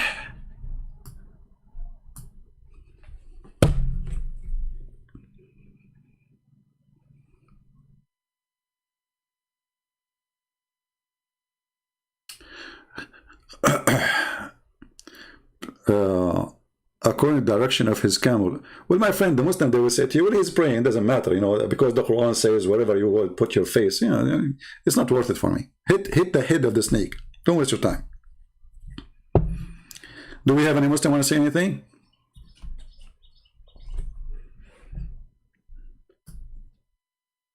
Now listen to me. Don't download my videos. And then by the time I finish my speech, I will find like 100 if you downloaded the video, and they will make the title. Christian Prince said, don't download the video, okay?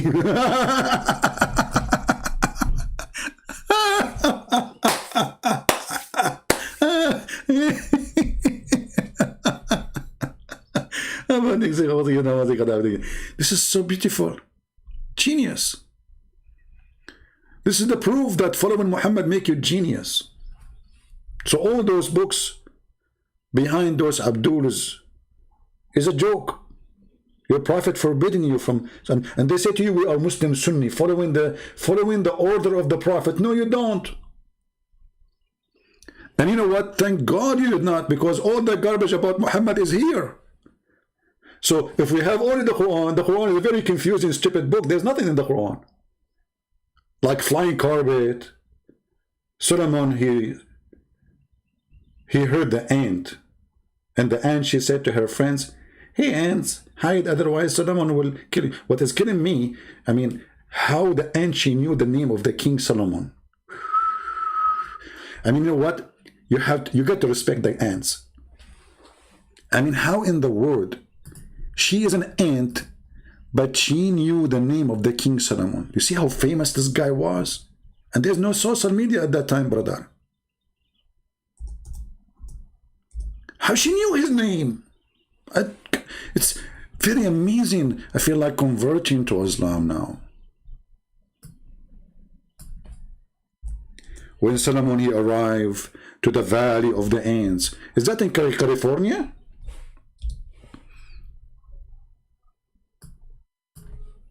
Huh? Where is the Valley of the Ants? Is that in California? As I know, there's ants everywhere. But look like the ants, they have their own territory and the state, the Valley of the Ants. Till when they come to the Valley of the Ants, one of the ants, look at the details, look, one of the ants, not all the ants, just one only. They have only one ant in charge of alarm, like alarm, alarm, alarm. As I know, they have the colony, each colony, they have thousands of ants for alarm. One of the ants, she said. What about the rest? They were asleep. Oh, ants, enter your dwelling. And I saw some videos, hilarious. They say in Arabic it says namla, and science discover that the word namla, sorry, the one who in charge of alarm is a female, and namla is a female. So how Allah, he knew this? You idiot. In Arabic we say female for all those insects, regardless if they have balls or not. So when they are many, we call them naml. When it is one, we say namla. Idiot. We don't check the balls of the ants. Hashara, insect, it's a female. Any individual, we add T to it. Idiot. But anyway, this is the good story, brother. Here you learn history. And Darwin, he should start from here, the idiot Darwin. The ant, she said to the other ant, and look how, what we learn from this story. And then Sulaiman, he smiled.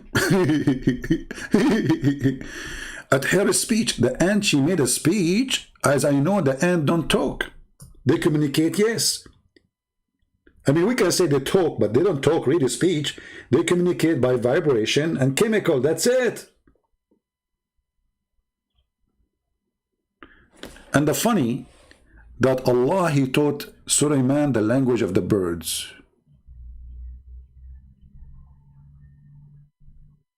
And yet, he understands the language of the ants.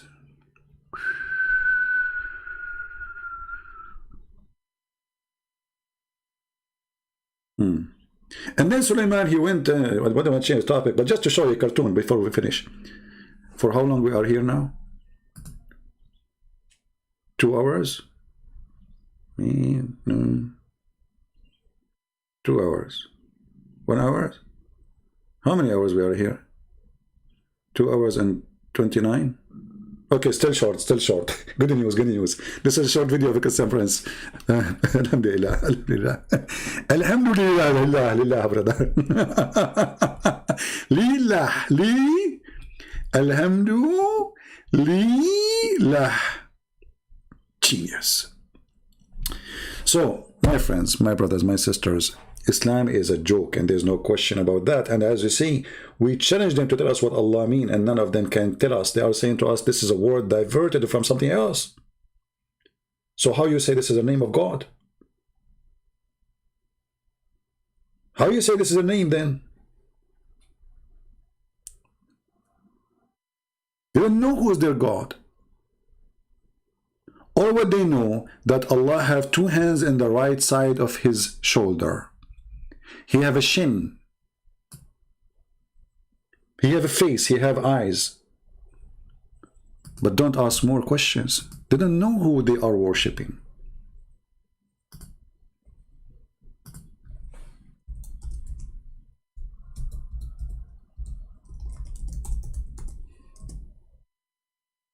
How Allah look like? Maybe we should make our coming video about this topic.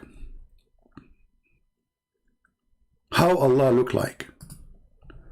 Okay, the second question of Rami was when people pray and say, oh Allah Azza wa Jal, grant us the ability to see your face in paradise, or when someone prays to you and says, may Allah Azza wa Jal allow you to see Allah's. And by the way, this is a serious program now, because usually Islamic program, the question is very silly. Like, brother, is it okay if I eat ice cream with my fiancée, or she became my sister if we drink the same, if we eat the same ice cream?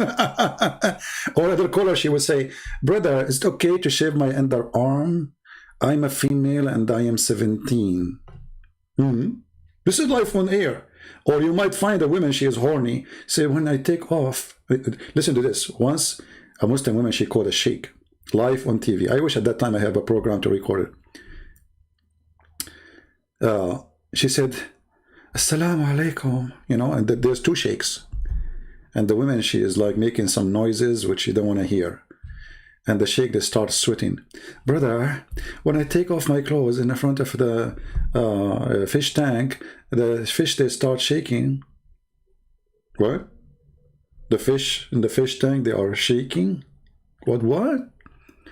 The sheikh, he drank the water. I'm not going to make the voice of the women, because you know what I'm talking about. Obviously, she is not a good person. I mean, I don't know. She is making fun of them. I have no idea. So the sheikh, he drank the water. The other one is sweating. He said, sister, I think a sister, you have to, from now on, don't take off your clothes in the front of the fish tank, because the fish are looking at your beautiful, pure body. And they have a genie in the fish. It's true. Muslims believe in that. So there's a genie inside the fish, is a male genie. When this female, she take off her panty or her clothes, like, she go crazy. You know, like, you know. So please don't take off. And then she said to them, the woman, I cannot tell you, sorry, I cannot do that because I have only one room. Oh, the guy, he starts sweating more now. He said, okay, sister, don't you have a blanket? Cover the fish tank by the blanket. I mean, look how serious the topic is. At least here they are talking about how Allah look like. But usually, the conversation is so low. Very low. Okay, tell us more about Allah. Azza wa Jal. He's the creator of the all, what you see. And like, yeah, he is the creator of all what I see. That's it. It's proven. Exactly. That's why he says the sperm coming from the backbone of the man, and women have a sperm coming from their ribs. what you do not see. And he's not created. And he does not die. And he does not have an ending. Subhanahu wa ta'ala. That's it. Subhanahu wa ta'ala. So Allah described in the Quran that he has a face. Allah described in the Quran that he has two hands. When he addressed Iblis, Satan, and he told him, what? Hold on. There's a guy, his name is Mimi. He said, who said so? And there's a guy in the comment, he says, I wish to see you debating Mimi so he can end your career. Abdul, we ended his career a long time ago. The Tits boy, Mr. Tits. Prevented you from prostrating to what I have created with my two hands. Two hands. So this is what Allah described himself. Allah says in Surah Al-Qalam that on the day of judgment, Allah Azza wa Jal would uplift and show his leg. You know what? I have to admit, I have a weakness when it's come to legs.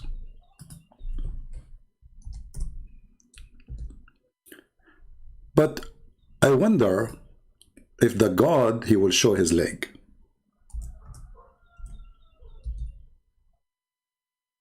Which leg is going to be more beautiful? A leg of a woman or the leg of Allah?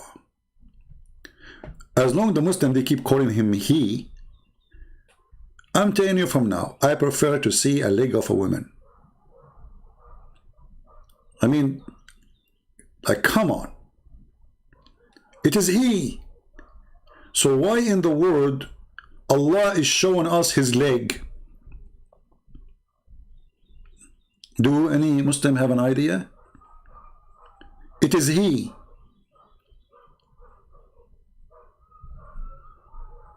Anyone? So it is He, and He is going to show us His leg.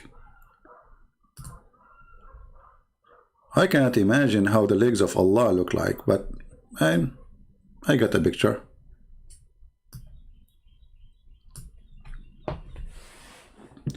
So Allah have 2 hands. For sure is not spider, because spider don't have 2 hands. Allah have 5 fingers. For sure is not spider. Spider have no fingers. Allah have a shin. Spider have many shin. So who is Allah? Who is this God you worship? You are confused about His name. You are confused about His look. Okay, He have 2 hands. Where are they? And when you say He have hands, why He need them? You see, Jesus come to this earth as a man. Okay, He is, between us as a man, so He do what men do. He have hands. He grab with them things. Okay. Allah have hands for what? You see, the Muslims, they say to us, the Quran says, if Allah wants something to happen, they say, be and is going to be. So what the hands for? Is it metaphorical? No. The guy is saying clearly, those are not metaphorical. He have 2 hands. So maybe we should make the second video after this. Or maybe I'm trying, I'm thinking to make it like a series about what this mean, like maybe next video I will make what Israel mean. Hey Muslims, what Israel mean? The Quran keeps saying Israel, Israel. By the way, look at this spider.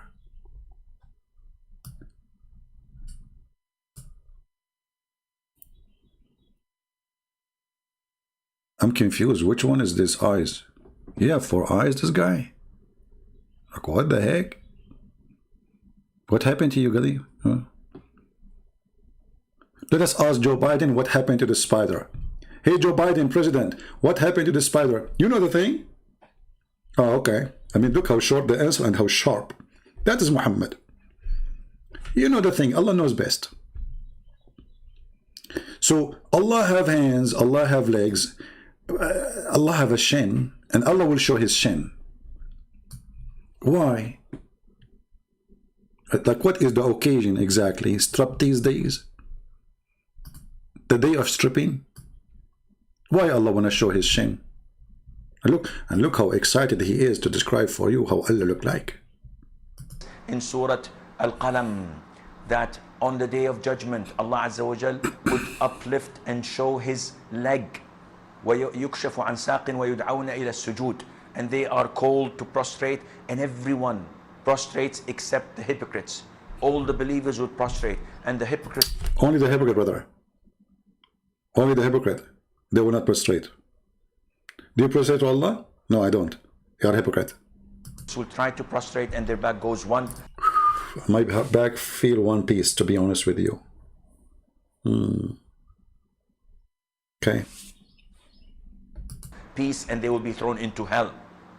Allah tells us about Himself subhanahu wa ta'ala that He has an eye.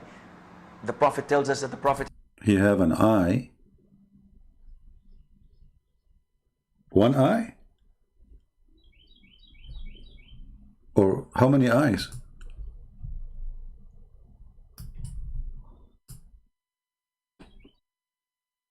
Man, look, what? Allah has an eye? I mean, do you see how much they knew about their God? Allah has an eye.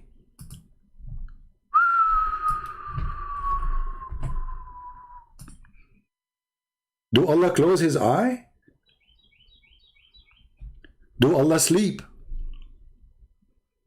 Maybe Allah is like an alligator. He never closes his eyes. Okay. That Allah Azza wa Jal has fingers. When He says, "Oh Allah, the hearts are between two of your fingers, you flip them as you wish." Between two of your fingers? How many he have?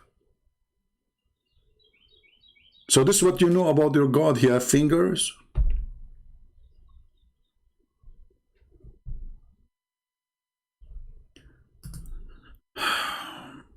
Please answer me, please. Is the hadith of Ibn Mas'ud where some force looking men rode him all night, even he is recited it true? I'm not sure what do you mean. Looking what? Looking men rode him? I don't know. I don't understand your question, Ben Yehudi. Your English is like mine, my friend. It's messed up, you know. I could not get it. Or maybe because my English is not good, I could not get your question. What do you mean? So I just see the Muslims, they have no idea what they are worshipping. You know, they are guessing. Allah have, you know, they look here in what Muhammad said. There's 2 hands, there's 5 fingers, you know. He have a shin, his magnificent, beautiful leg. Actually, this is one of my favorite videos. When the guy says Allah have magnificent, beautiful leg, shin.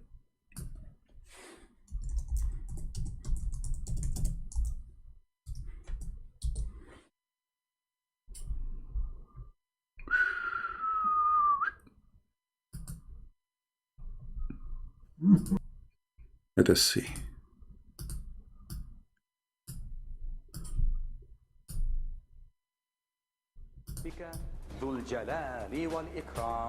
Everyone on it will perish. This guy, he added the music to the video. He's, you know, he destroyed it. Don't add those music for those videos. It doesn't make sense anyway. Let us see this one here.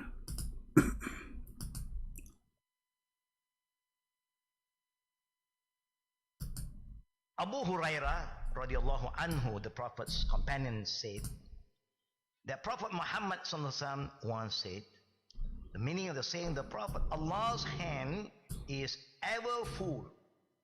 Now he used the word yadullah mil'a. Now why do the translation here we use the word hands? Because Allah also talk about himself. Yadullah fawqa aydihim. The hand of Allah is above their hands. But how do the hand of Allah look like? Don't imagine. Don't imagine, brother. Brother, don't imagine. Stop. You cannot imagine. Allah have a hand. But how the hands of Allah look like? Don't imagine. It's haram. And there's a guy saying that Christian Prince is destroyed. My friend, all of you destroy me, as you see. But none of you dare to call me. I mean, do you see how easy to destroy Christian Prince, making videos about him? But where is the ones who can call me and show me that? Here we go. I have 1,400 people listening, and none of you. Let me open my palto. Even though I was planning to go soon, but I will give you an extension time, so maybe you can get me busted, brother. I will open my paltalk for any decent Muslims who can destroy me. Who wanna do that? Mayday, mayday. Destruction time. But the heroes, they make videos about me. Okay, this is for my good, because all of you Muslims come to me because Muslims keep talking about me, but nobody dare to debate me. But all of you can destroy me for sure. I mean, you are the winner always. Here we go. I'm logging in my paltalk now. Huh? Bingo, I am in paltalk. Who is the Muslim feel like destroying me? Can I join you? No. Guys, only Muslims, please text me. Only if you are a Muslim.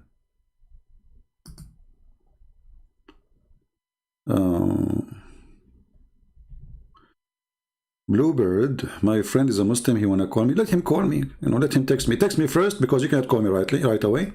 Text me first and I will call you immediately if you are a Muslim only. Do we have any Muslim would like to call me and tell us what his thought about what we just said about Allah. Anyone?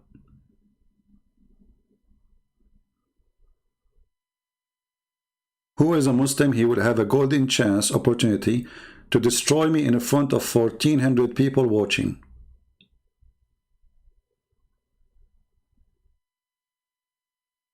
Anyone? My pal talk is open. Just text me and I will call you immediately. In the speed of Allah. Speed of Allah, that's not good. It take Allah 50,000 years, 1,000 years to send the angels and 1,000 years to come back. So how Muhammad was receiving the messages if take them 2,000 years to go back and go up down?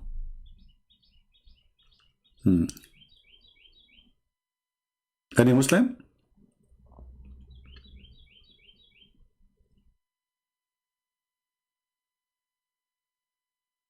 Yeah, we have 1,400 people watching, but we have only 950 like. You hate me, don't you? Who is a Muhammadan would like to give me a call? See, if I am a person who have a blue eyes, American, you remember the guy from the Philippines says, I debated a real American. You're not real American. Like he's supposed to, like, he debated real American, man. Real American. I mean, look, listen carefully. He debated a real American. You are not real American, you have an accent. That's what he said to me. And actually, this is why they're afraid to debate me, because I have an accent. I am an Arab, I speak Arabic. I debated real American. Like, what? Real American? What this have to do with...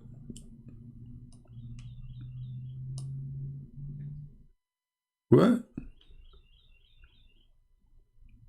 So my pal talk is open.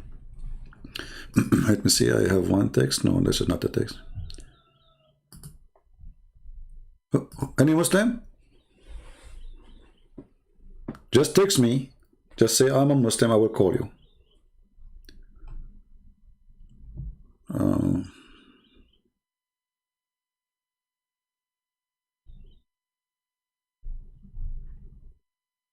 Nobody. Until now, there's nobody, sadly. Honestly, guys, if you have any Muslim sheikh, especially sheikh with a long beard, if you can ask them to come and join us, I will speak to them nicely, with respect, we speak to the person, depending on what he deserves. If he is a rude, if you want to be filthy, this is your business. But people who they are respectful, we will speak to them in better, even respect. I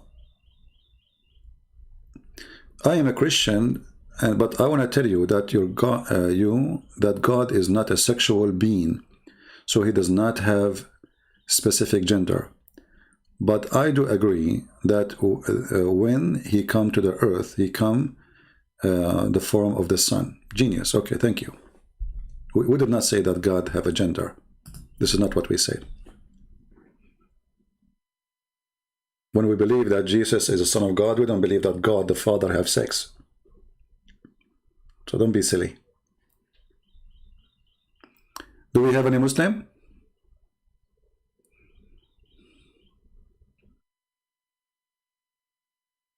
Anyone? Who is a Muslim would like to give me a text and I will call you immediately. Anyone? And if you don't want to talk about the topic we are talking about, feel free. Anything about Islam, Muhammad.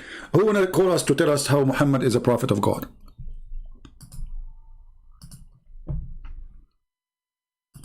Who want to do that?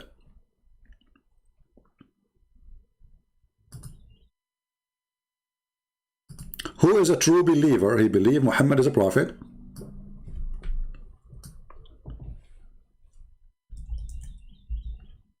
And he can share with us what make him a prophet and what make Allah God.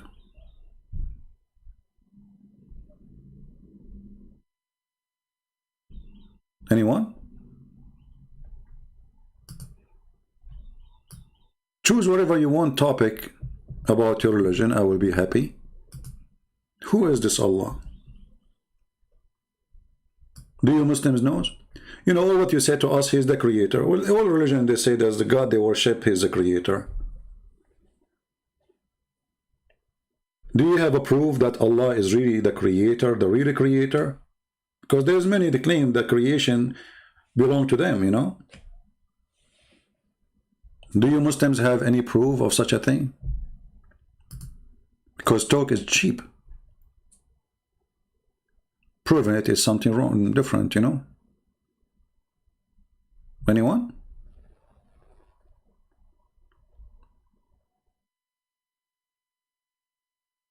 They claim they are I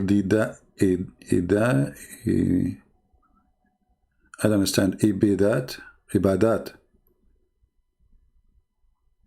I don't know what you mean. Sometimes I feel better about my English when I see some other English. So do we have any Muhammadan would like to call us? And I will speak to you nicely as usual. Unless you are rude, you try to put me down as a person, trust me, I will unleash the Middle Eastern inside me. You know, I am a Middle Eastern. Don't go there. You want to be nice, I will be nicer than you. You want to be rude? Give it a try.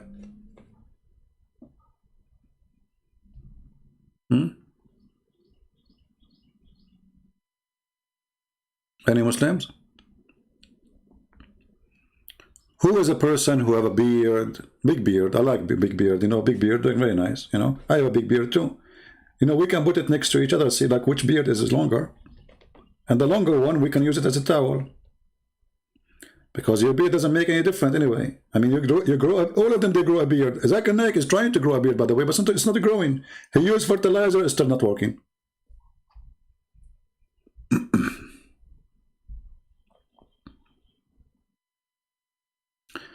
Do you have time to teach us what the Quran means by uncreated? No problem. Let us make a question to the Muslims. Hey Muslims, what do you Muslims mean when you say the Quran is not created? As you see, there's somebody here is interested to know what you Muslims mean when you say the Quran is not created. Let us put your question for you on the screen. Thank you for the question. So now we are done with the topic, and those who want to download the video, please feel free to cut that part where, you know, we speak about Allah, who is Allah, etc. And now let us go here. And this is the question for Muslims. You see, the second you ask such a question to the Muslims, Muslims are so good to ask them questions like, can we eat ice cream? Is it halal? Those are, everybody volunteer to answer them. Is curry halal made by the Hindus? Brother? What? Is the Hindu curry, brother, the curry made by the Hindu is halal? Like, what? It's a curry.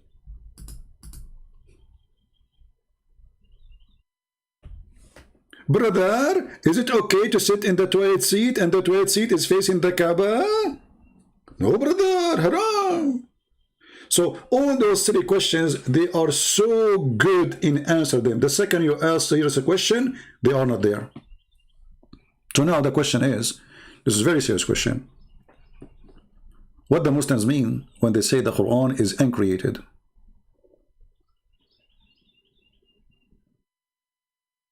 Any Muslim can tell us?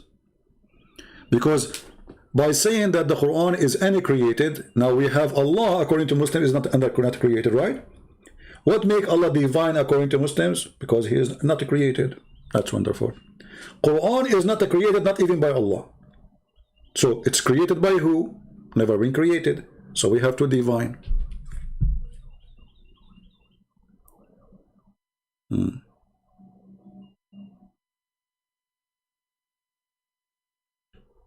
Anyone? You see, I'm giving you Muslims the question so you can help us. There's a sheikh. He claimed the Quran is created. Do you know what they did to him? The caliphate, he brought him in the day of Eid. He tied him up in the mosque and he slaughtered him. He said, today we are not going to sacrifice a sheep. We are going to sacrifice this man. What is his crime? Because he said the Quran is created.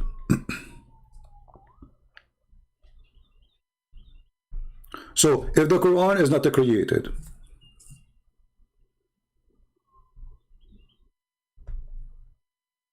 and Allah is not created, so now we have two divine. How that can be? Anyone?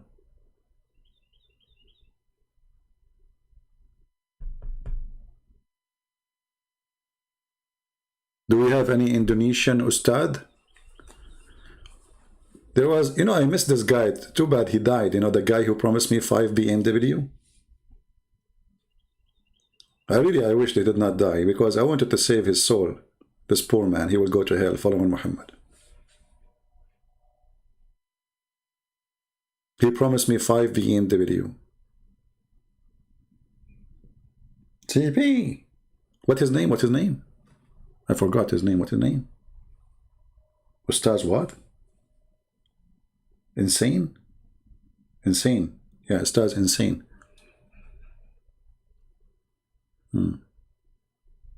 Insan, sorry, Insan.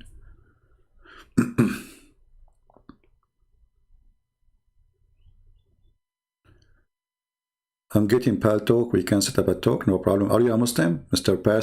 Preston? Only Muslims, they can contact me. Remember, don't contact me if you are a Christian. And those Christians who contact me in Patreon, please don't contact me unless it is necessarily.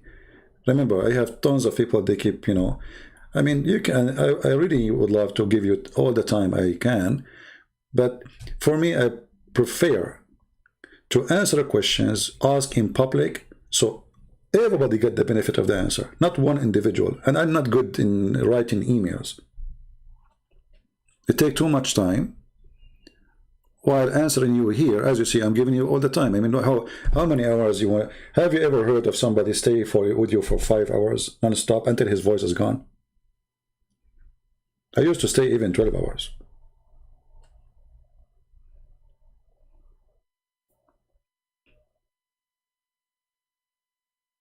Any Muslim?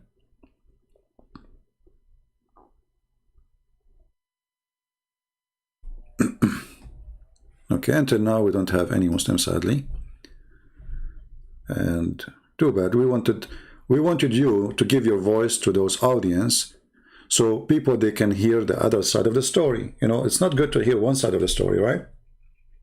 But I assure you that the Muslim story is not even a side of the story. It's a fiction. They don't know what they are talking about. I never saw a Muslim, he knew what he's talking about. Never. No, Malik, sorry. Only Muslims can call us. As I said, we don't want to do what the Muslims do. Two Christians talking about Islam, you know, talking. No, we want. I am the Christian. He is the Muslim. Listen to it. That's it.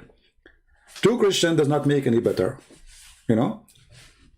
We do not need an interview conversation. We do not. I don't like those things. This is why I don't even join other Christian programs. They invite me. I say sorry. I like to do my work alone.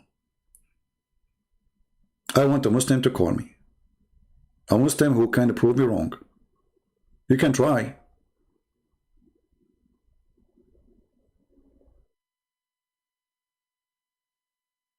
I welcome you to try.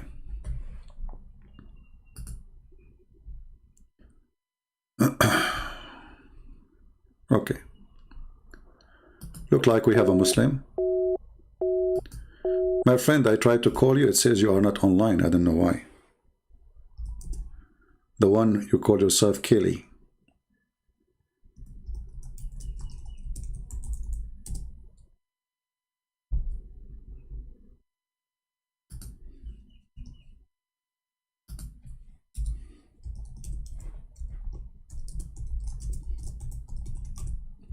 If you hear me.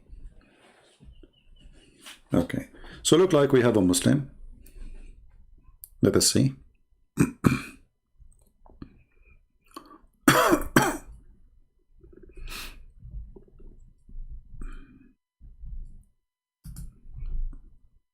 Invite your friends. We have a Muslim who want to join us. I hope he is knowledgeable. And he said he want to speak like with respect, so that's wonderful.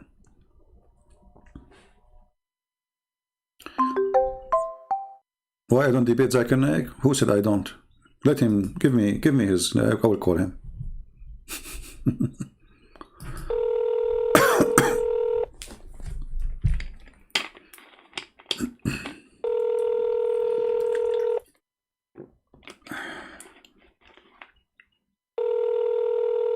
Answer, my friend, answer me.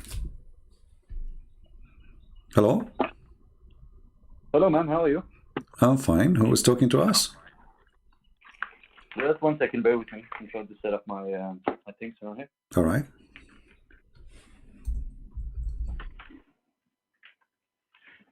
Since no one wanted to talk, I wanted to get up and really have a discussion with you, respectful, of course. That's nice, my friend. You are welcome. And you are a Muslim, right? Sorry? You are a Muslim, correct?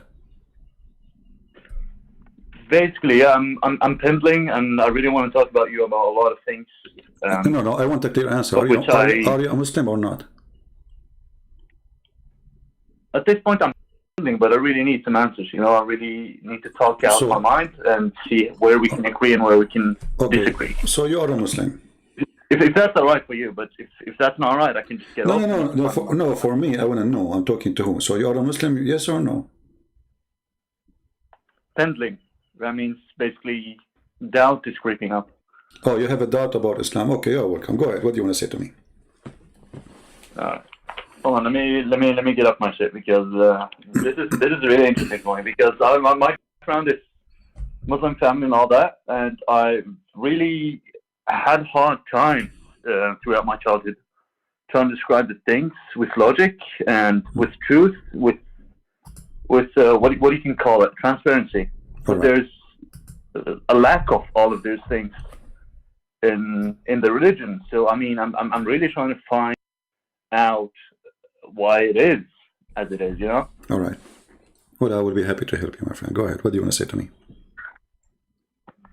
Basically, once you speak about Allah and basically who He is as I wouldn't say a person, but as a creator, you come up with writings from the Hadith and from the Quran, approximately how it is.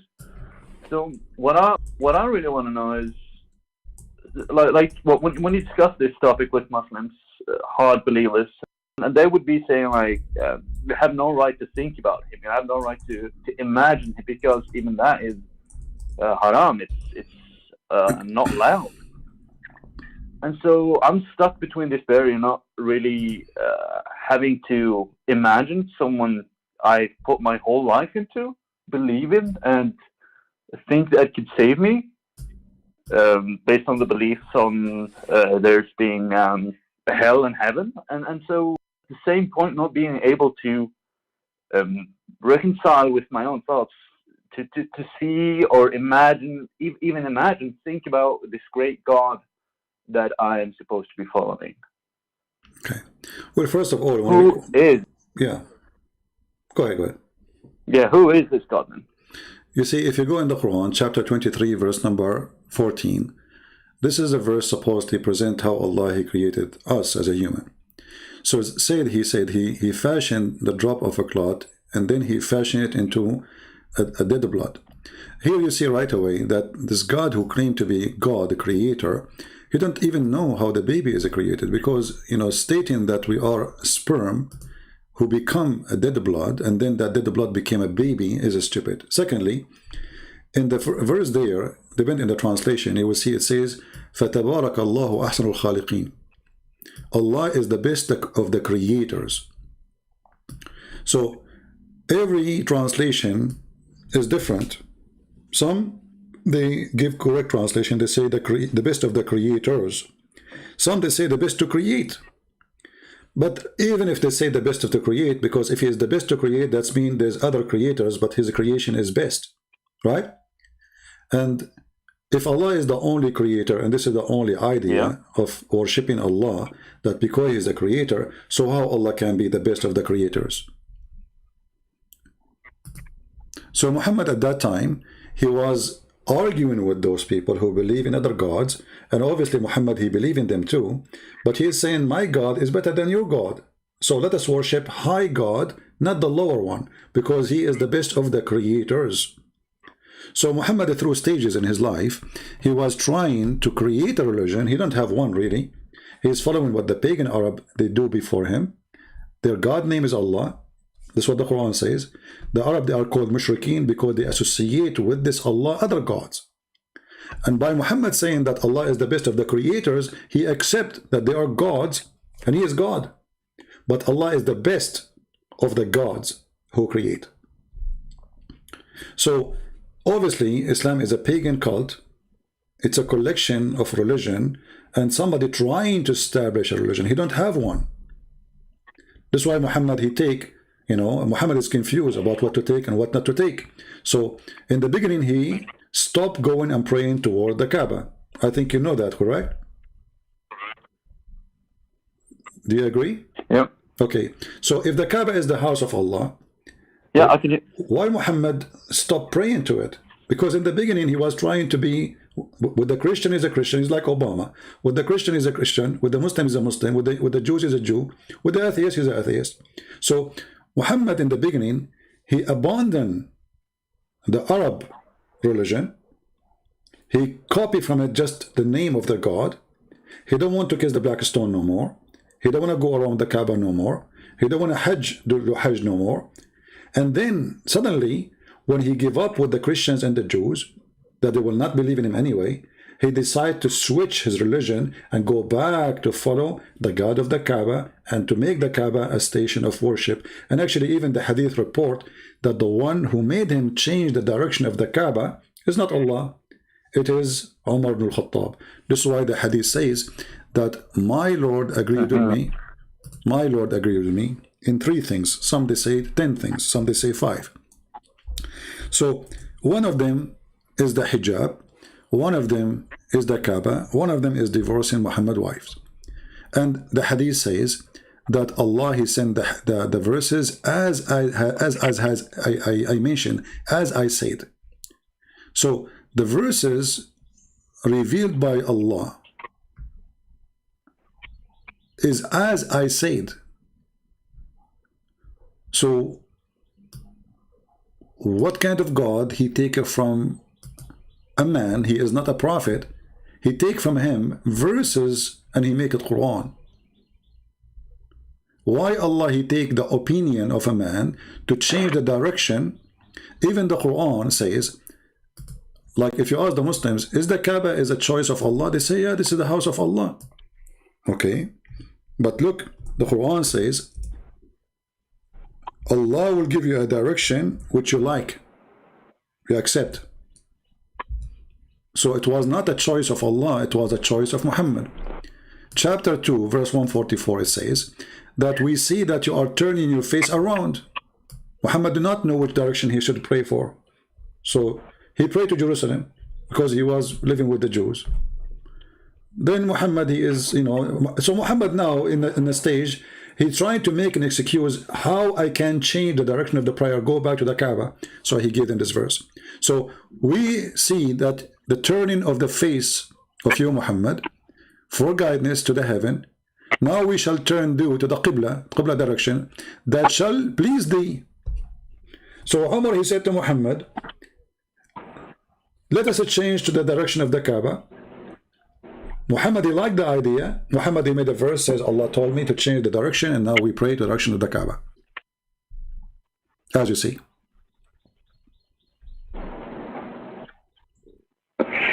There's a lot of good things you're saying now, but the thing is, with all of it, it's so contradicting. It's a contradiction on top of contradiction, which really doesn't. When you try to cement something as a religion, it would be very shaky. As you say, when there's a lot of things that contradict each other, it really doesn't get off as a really steady religion. Firstly, and what I think about that is like you can make up a lot of arguments about what is being said in the hadiths or what is saying about the Quran. The thing that really troubles my mind is that at points when people get to a certain time when they think this is wrong, this is right, and so they say,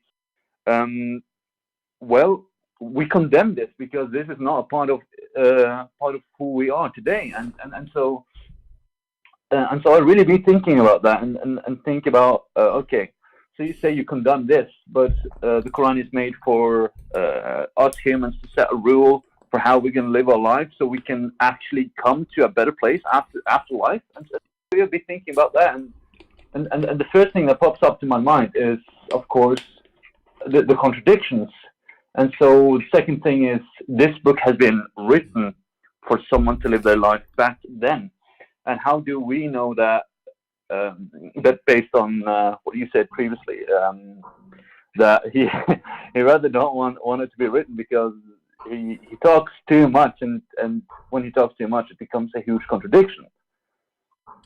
You see, it's not when you get what I'm saying? When you say that it was written for people to live at that time. No, even that is not true. Let me tell you why. I will give you an example. If Muhammad, he made an order that God he gave him, and that fit for that time, should Muhammad change the order after 2 weeks or 2 days? He claimed it's coming from God. So if it is fit for that time, then Muhammad should not, and the Muslim should not have seen something called abrogation of the Quran. So as an example, chapter 2 verse 178, "O who you believe in the law of equality is prescribed for you in the case of murder, free for the free, slave for the slave, women for the women." People, they start dying laughing at this law, because what Muhammad said, in the case of murder, if a man, a free man, white man, he killed a white man, the white man would not be killed, we kill his slave. Sorry, if a white man killed a white man, we kill the white man. If a white man killed a slave, slave for the slave, we kill his slave. If a woman, she killed a woman, or if a man killed a woman, we kill his woman. What kind of law this law is? So Muhammad, he implemented such a stupid law. He thought this is what Moses believed. He thought this is the eye for an eye. So Muhammad the thief, he wanted to practice eye for an eye, and because he is an idiot, he did not know what eye for an eye mean. So he said, okay, if a free man killed, we kill a free man. If a slave man killed, we kill a slave. But now we will have two victims: the first slave who was killed, and the second slave of the one who killed the slave. And if you go and read the interpretation, you will see that's this is abrogated. Okay, why Allah? This is in the case of murder. Like, what happened? Is the murder changed? Why the penalty of murder will be changed in a few weeks?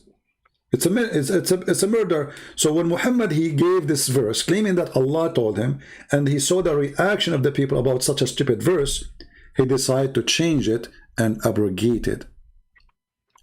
A clear sign that Muhammad is a fraud.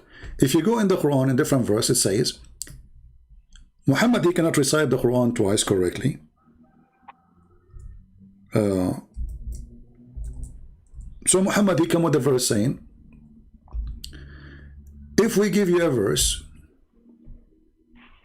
chapter 2, verse number 106, and the Muslim in the chat, they are saying, I'm lying, read it in front of you. None of our revelation, chapter 2, verse 106, do we abrogate or cause to be forgotten? Okay, why Allah, he just gave a verse, he wanted to be caused to be forgotten? He just gave you the verse. And this is against what Muslims, they say that nobody forgive the Quran, when even Allah saying Allah caused you to forget the Quran. So Muhammad here trying to explain why he's forgetting the Quran. And then, but we substitute something better or similar. What kind of God he says such a thing? Allah is going to make Quran better than his Quran? What does that mean? So Muhammad is saying, okay, we forget Quran. We are, I say things I don't, I don't remember. I'm a liar, and okay. But don't worry, be happy. Allah will give me better Quran.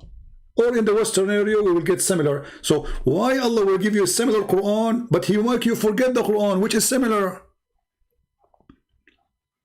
Do you see it? I mean, it's in front of you. Did God did that to Moses? He says to him, I will cause you forget the Quran, the Torah, and I will make you similar Torah. What does that mean?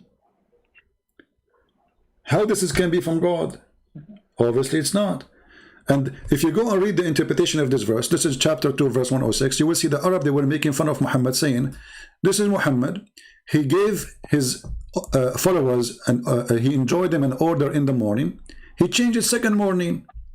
I mean, the guy, he changed the law in the speed of light. It's not like, you see, let's say like Muhammad came after Musa's, a long time, so there's some change. No, this is the same guy. He go to sleep, he wake up, he have new things.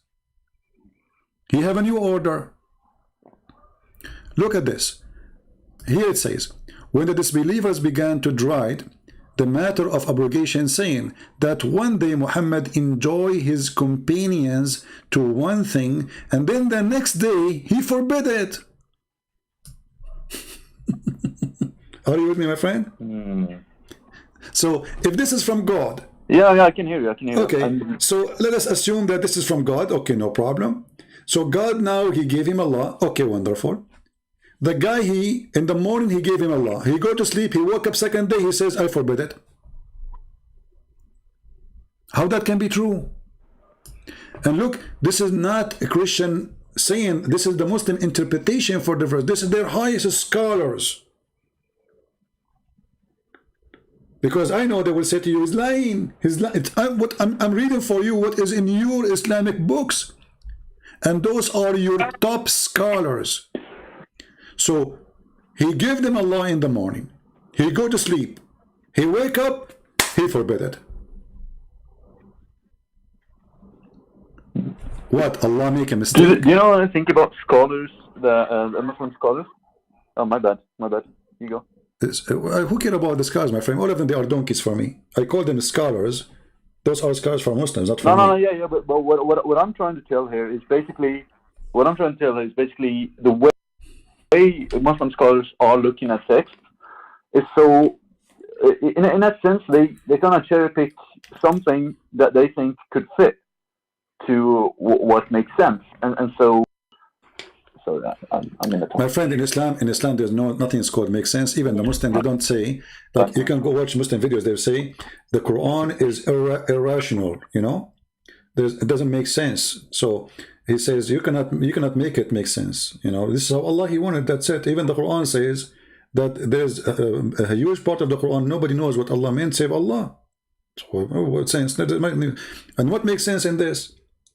Let us say I want to follow Islam, and then you are a prophet, I'm existing in your time, and then you say to me it is haram to do this. Second day you say it's allowed to do this, and the day after you say it is haram. It's a even the muta Muhammad, he forbid it, he allowed, then he forbid it, then he allowed, then he forbid it. What's wrong with you?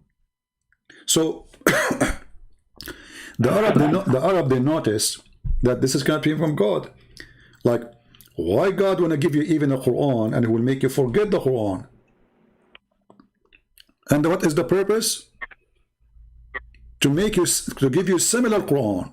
It's like it's like saying to you, I'm going to burn your house, and then I will burn you the same one.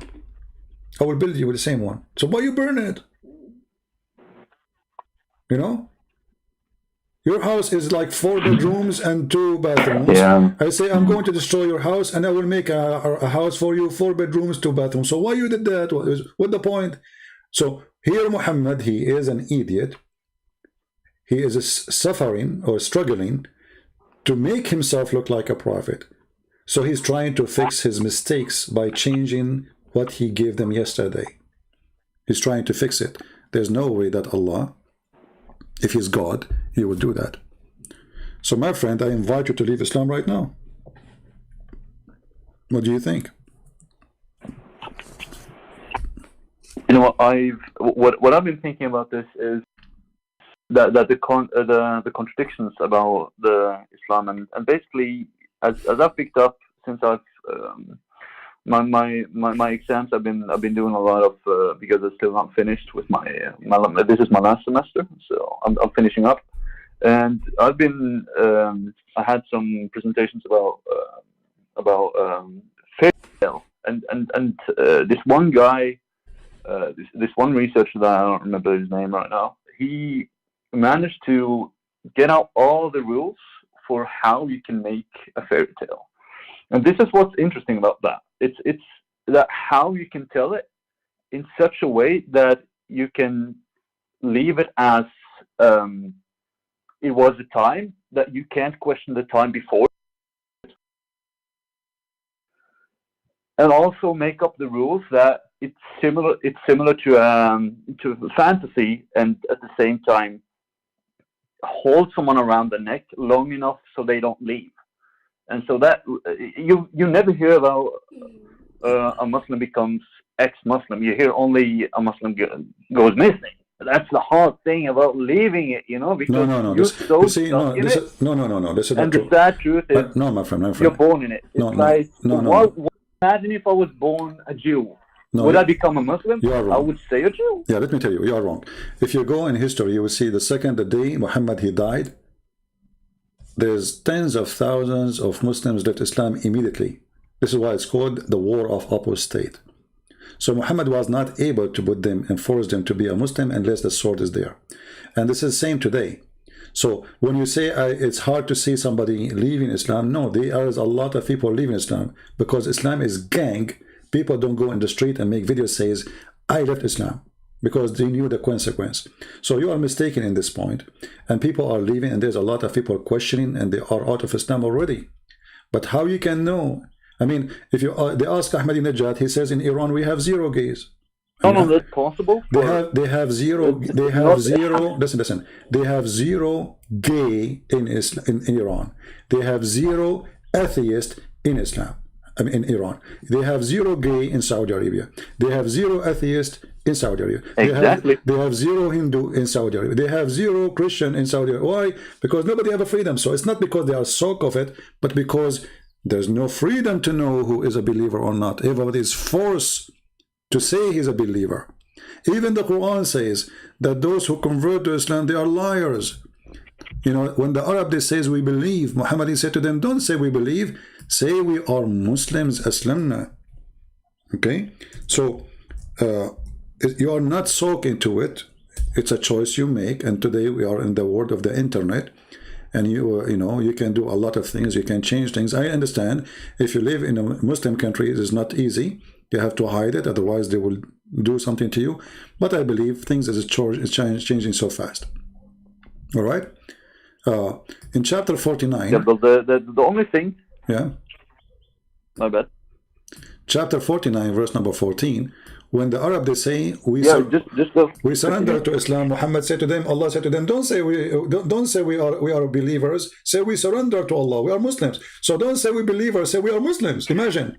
Don't say we believe. Say we are Muslims.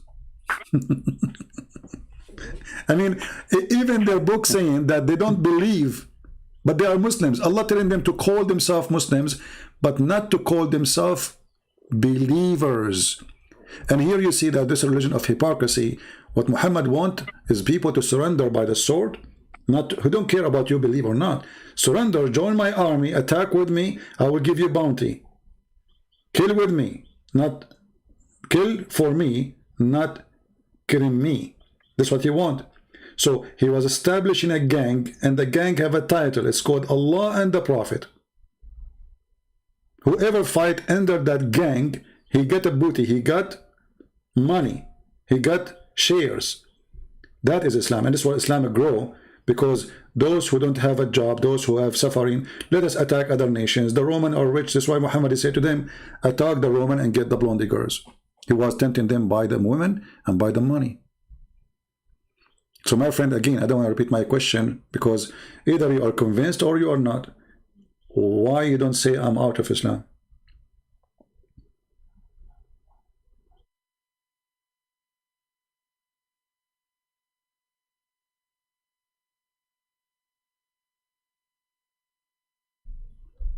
Are you with me?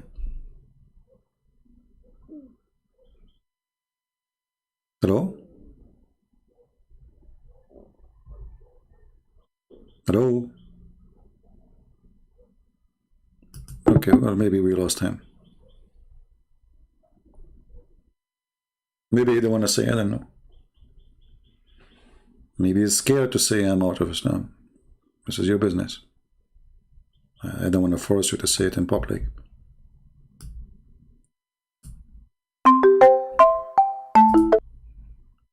You hear me now? Hello? Hello? Hello?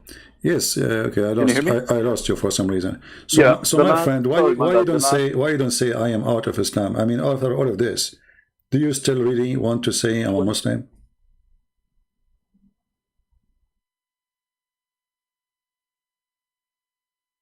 Hello? We lost you again. The last 30 seconds, I couldn't hear you. Okay, so what is your decision, my friend, about Islam? What do you think?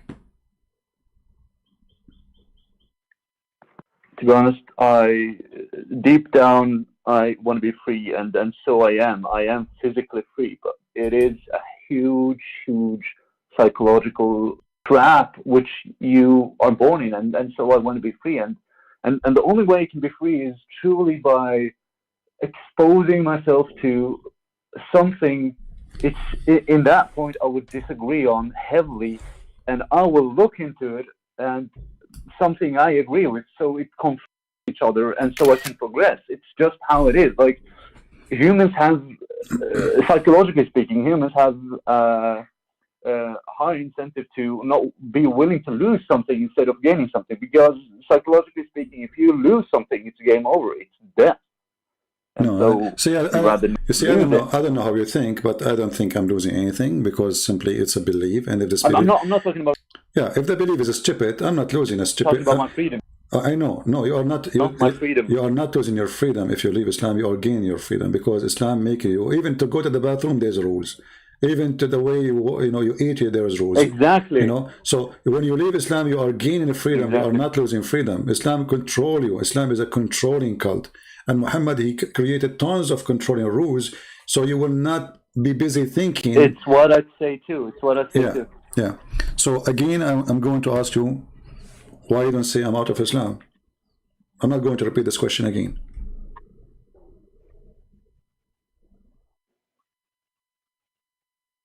Oh yeah, I'm not conflicting in any way, like with your question. I'm asking you now, why you don't say, why you don't want to leave, my friend? Else. You want to leave or not? You want to leave Islam or not? And my philosophy, Abdul. Huh? Sorry, let me get to this one thing. My philosophy. My friend, don't tell me about your philosophy. My friend, your philosophy is your philosophy. The religion. I'm here to help you to get understanding of what is right, what is wrong. So, based on what we said, not in philosophy or my philosophy, based on what we said and the proof we provide, is Islam is from God or it's false? I want an answer from you. Is it from God or false?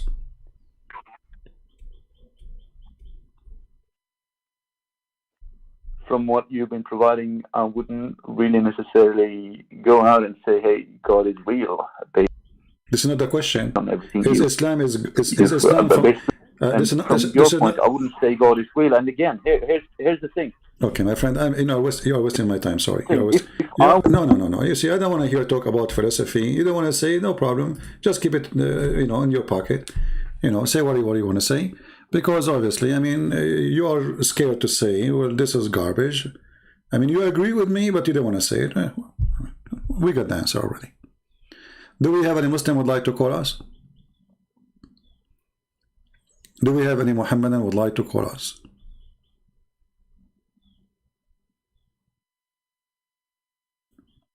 I don't like too much liquidation in the answers. Either yes or no. So you agree Muhammad obviously is a liar.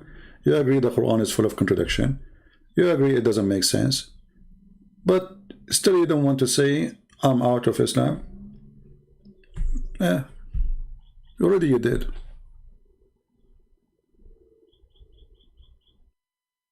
Do we have any Muhammadan would like to come and call us? We have a Muslim question here. I'm going to answer it.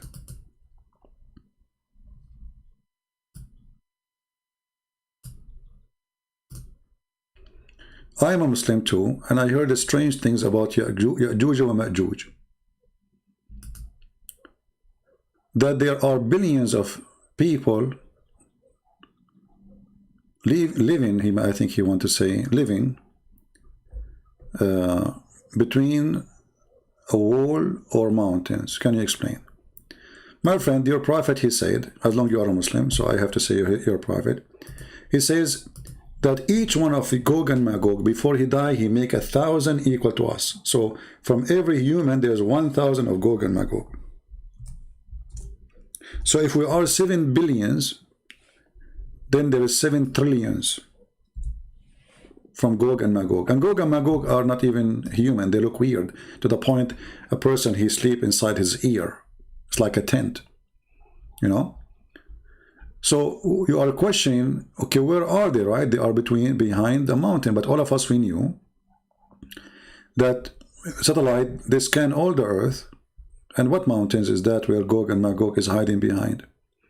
And the idea of that those people or this creation, they cannot come out of those mountains is proving that Quran believe that earth is flat and those mountains are separating the earth. So we have, because even if I have a mountain, I can go from different direction and I can cross to the other side. What does that mean? So what if there's a mountain? Let's say between me and you and the Himalaya.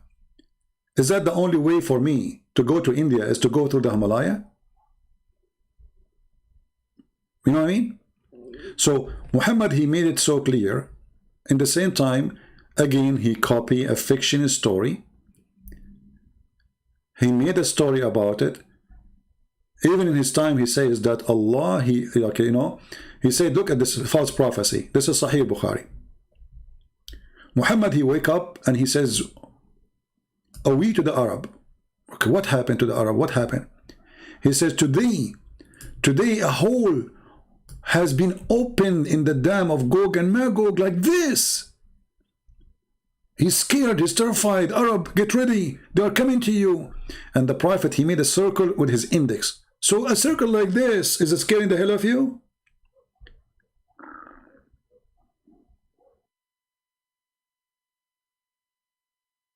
Do you see it? So Muhammad, he made a prophecy that the Gog and Magog, they are coming in his time. And this is a sign of Judgment Day. And where are they? Another stupid fiction story.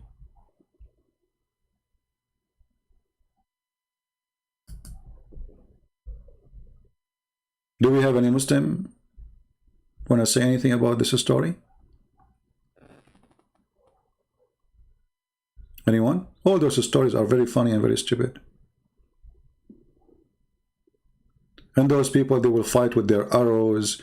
And those people, they will attack everybody. They will control the earth. I mean, what he's talking about? Where are they?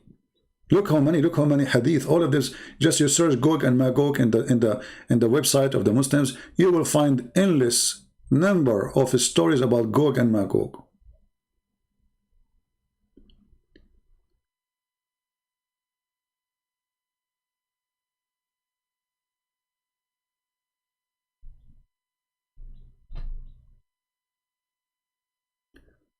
Well, he is scared for his life. No problem, my friend. I don't want you to say something will hurt him. But I understand he left Islam. Actually, he's a very nice guy. I'm not against him. But for me, you know, I have things to do. Here we go. Actually, he said I am out of it already. Yeah, the person is very nice. I mean, I'm not against him. But you know, for me, I like to see the result of the fruits of my work. Either I was be able to help him or not. I'm not going to show what his name in Paltalk, but this is what he said to me. Thanks for what you provide, whatever. I am out. I was about to briefly sum up. All right. So thank you very much for your answer.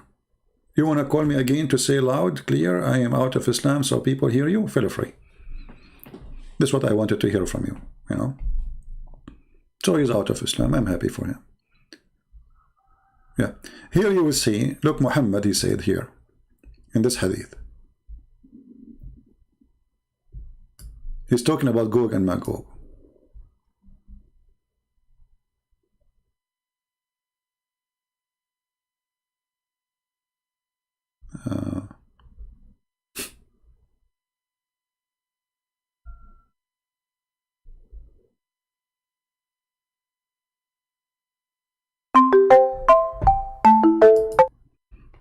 Hello?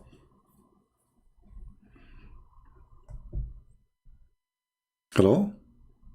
I am out of Islam. Like, it's nothing that can take up more of my time or my mind capacity. I'm out of it. All right, that's wonderful, my friend. I want to hear from you, because I don't want to waste your time and my time. You know, I understand the way. No, thank you so much, man. Yeah, you know, I'm grateful for the opportunity that you've granted me this knowledge. Thank you so much. I'm here to serve everybody, my friend. I'm not really, I'm not here to put you down or even not to speak to you. But in the same time, we have to come to a conclusion as adult. And the conclusion, obviously, you agree with me, Islam is false. So I was wondering why you want to say it. So now I'm not supporting that. Yeah. So you agree that Islam is false, and that's wonderful. Now let me ask you then, what do you think about Christianity, as long as you agree Islam is false? I think more about my philosophy, actually, about coming to what I was about to sum up is coming to this world. How I see it is just as a wave, and what I can do in the ocean as a wave before I get back into the ocean, become a part of everything. What is the wave? What the word wave mean? It's an example. It's how I look to see it. I understand, but when we use an example, we should understand the example. So what the word wave mean? A wave, it's like basically a part of an ocean. It comes up and goes down. It's briefly an explanation of the ocean and the wave is not really what you're saying. The wave is a reaction of an action. So you throw a rock on the water, and that rock push its size and its weight inside the water, and that cause a force to cause a wave. So if you are just a wave, or a wind, if you are just a wave, which is reflection of an action, then you don't want to be the action yourself. Why you don't be the rock itself who can make waves? So if I am you, I say to myself, I'm not going to be the wave. I'm going to be the one who make waves. So I'm going to make a wave between the Muslims, and wave of Muslims will leave Islam because Islam is a cult. So there's a huge difference for us to be someone who is reflected, or let us say we are a reaction of an action of somebody, or we are the action. Which one is the one is more active, the action or the reaction? So in the law of physics, reaction is, let us say, it's a victim of the action. It's not really the one who is doing things. So if I am you, I will change the way I see myself in the philosophy way, as long as you like philosophy, and then I will choose to be the rock who, if it jump in the water, I will cause the water to make waves, and my wave will go to the end of the other side of the world. So if I am you, I choose to be a wave creator, generator. So my waves can come to others, not just a person who get reflection of others. So establish yourself with your philosophy, understand yourself first, and understand that you are a person who created by God for a reason, and that reason is to be you, a person who generate, not a person who reflect. That's why he said to us in the Bible that not everyone says to me, Lord, Lord, or God, God, he will enter the kingdom of my Father, but the one who do his will. So it is the will of the Father, but it is your will too. So either you are a generator or a reflector. Which one you want to be? For me, I choose to be a person who generate in agreement with the one I believe in. It's my generation too. I generate. So the will of God, I agree with it. So I do the will of God, but still it is my will, even though it is the will of God. So for me, I like you to thinking about things differently. Do you also? Yeah, Abdul, do you also think that God is so mighty and so that He understands the feelings of us creatures, us humans, that we are under a difficult time? My friend, and you are not just out. God is like not being the one, being the rock. Yeah, in your sense. God is not waiting for you to be a genius. He knew what he created of you. You are his creation, right? So he knew exactly each one of us limitation, because the limitation of each one of us is different. We are not the same. So there is some of us, we are very limited. Some of us are smarter. So that's not your fault. So God will judge you based on your limitation and how much gift he gave you. It's like somebody, you know, the Bible have many parables. So I give you some money and says, go and invest this money. So it's not fair that somebody, I gave him $1,000 to invest, and then I want him to bring back, return $1. So it should be way more. But if I give other person 50 cents, and then he invested and he make it $1, that makes sense that he is a good person because he was able to invest in what I gave him. So God, he knew what he gave you, and God, he will judge you by the gift you receive. He's not going to judge all mankind equally based in rules only, but he will judge them by the equal gift they receive. If somebody is born with disability, let us say, you know, there's many people, they have an illness, you know, they are born with it. Is it fair that those people, they don't believe in Jesus, they will go to hell? No, because they don't know even what are you talking about. They are born this way. So God, because he is beautiful, he have a beautiful justice too. And the beautiful justice of God is going to rule. Not the aggression, not the aggression, you know, because always people, they think about God that he is aggressive, he is, you know, he will torture us, God, he is loving to you, and because he love you, he will judge you based in what you receive. If you did not receive it at all, like what if somebody, he live in the jungle of Brazil and never heard about Jesus? God will judge those people based in what God only loves us at an extent. Is that right or is that wrong? Sorry, I don't hear you, Koran. God only loves us at an extent. Like, why would it be that God loves us so much, so highly, that he didn't allow us paradise and had to base the ending of a choice of two people? No, actually, my friend. Like, I'm not trying to jump from an Islamic tree to a Christian tree. I'm trying to get down to the ground. No problem. My friend, God, he allow you to stay in heaven. It is you who decide to leave. Because when I invite you to my house, and I say to you, okay, let us say I own an apartment business or a house, and I rent it to you. And I say, please, if you bring somebody else to this house to live with you, I will kick you out. And you agree, right? So you agree in the terms and the conditions, and then you break the terms and the conditions. So it is you who decide to leave.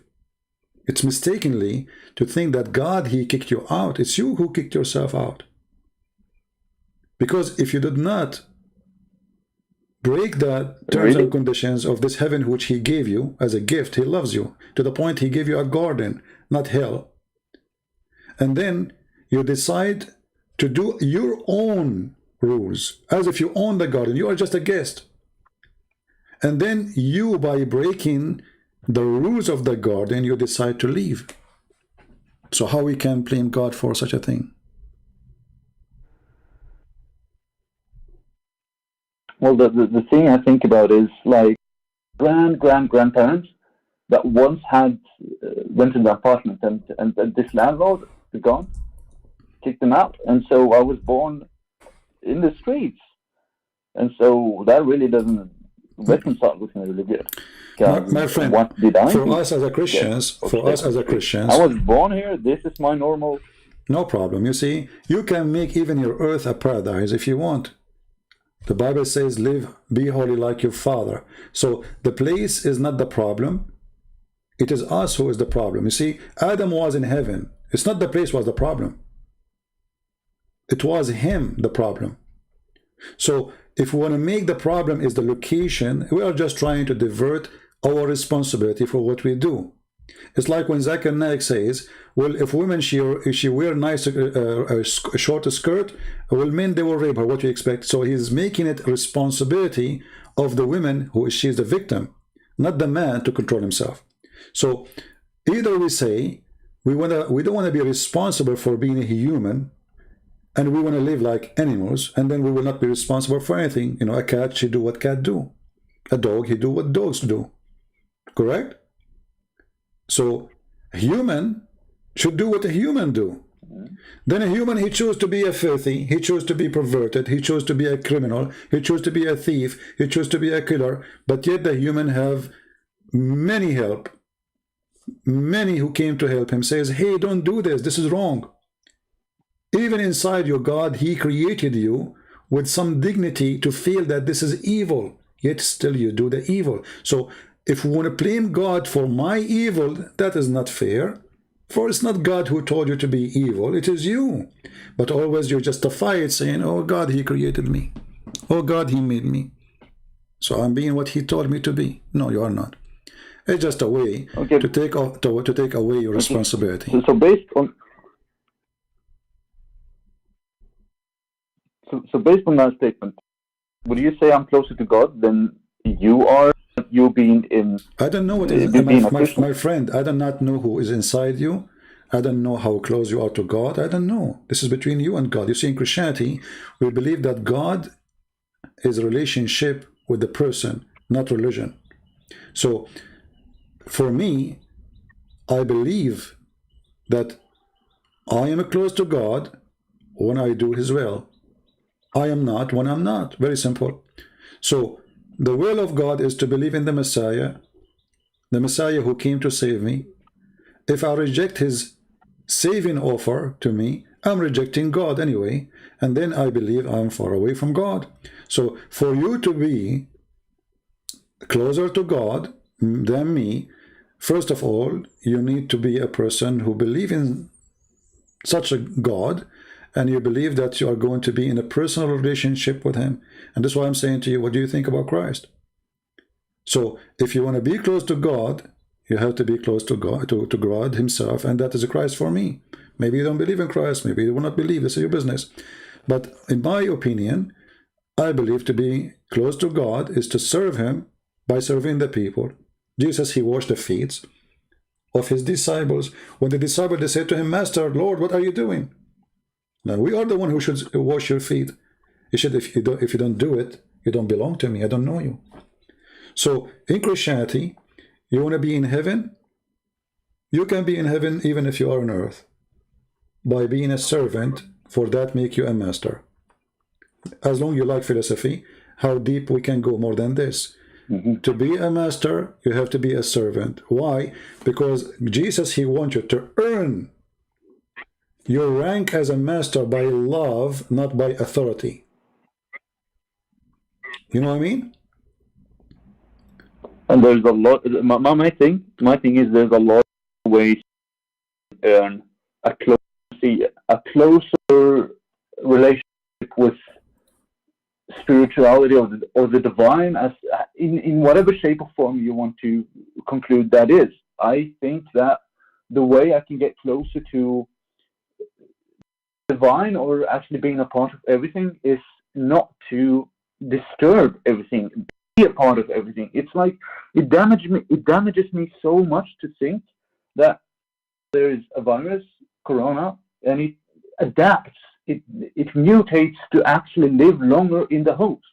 And so us humans, we are just like a virus. We are in this planet damaging it. We are killing other sentient beings, and so my friend, don't confuse yourself about it. Like get you closer to God. My friend, don't go there. I mean, killing and thief. Why you want to go there anyway? I mean, is killing something we do every day? There's people that are criminals.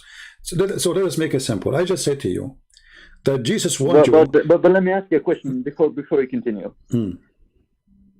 Abdul, one quick question before you continue. I'm not Abdul. All right. What do you eat? What do you eat? What I eat? Do you eat meat? Yeah, I eat meat. Yeah, do you eat meat? Yeah. Do you eat something that had a life before? I do. Do you consider that as if you cut that out, you'd be closer to God? So you are trying, like maybe you are copying from some philosophy that about eating vegetation, right? So is eating vegetation will not make you eating something have life? Isn't it vegetation have life too? So your philosophy here, life, but it doesn't feel. My friend, obviously you can sit it out. No, your thinking is very shallow. I want you to go right now and search how you can grow tomato, how you can grow tomato so crazy. How? They put a fish under the root of the tomato. Okay, but tomato is a tomato. The tomato is eating fish. So you think you're a vegetation person, you are eating vegetables, but the fact that the vegetables you are eating is eating fish.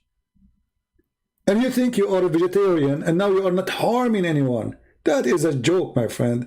People need to think deeply, and we are very shallow. No. This is vegetation. Being a vegetarian is not you not harming. You are harming everybody. If this is what the harm means for you, all what you do is eating others. You are eating others. You are minimizing harm.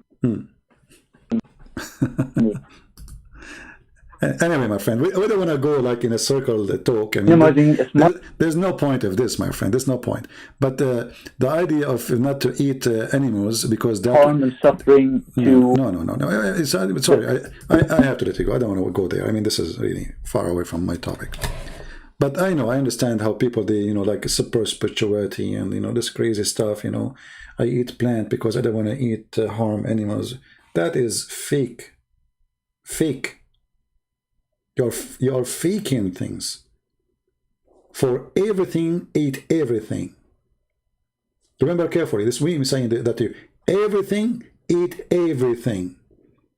You die, they bury you in the ground, insect, they eat you. The insect, they die, or your flesh became a protein to the trees. Trees, they eat like you. And they eat flesh like us. The trees themselves, they are not vegetarian.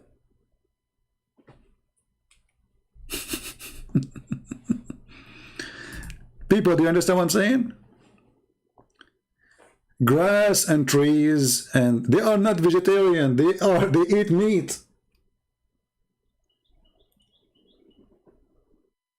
I really, I feel sorry for people how they think. I mean, we should not be shallow in the way we think. And now, okay, I'm going to eat vegetation because that will not make me kill a fish, right? Well, the tree is a creature too, have a life, and they die too, and they're born too, and they have seed, the same as your sperm and your egg. It's a form of life. And the trees themselves, they eat the flesh. They eat dead bodies. They flourish actually with them. Not only they eat them, they flourish.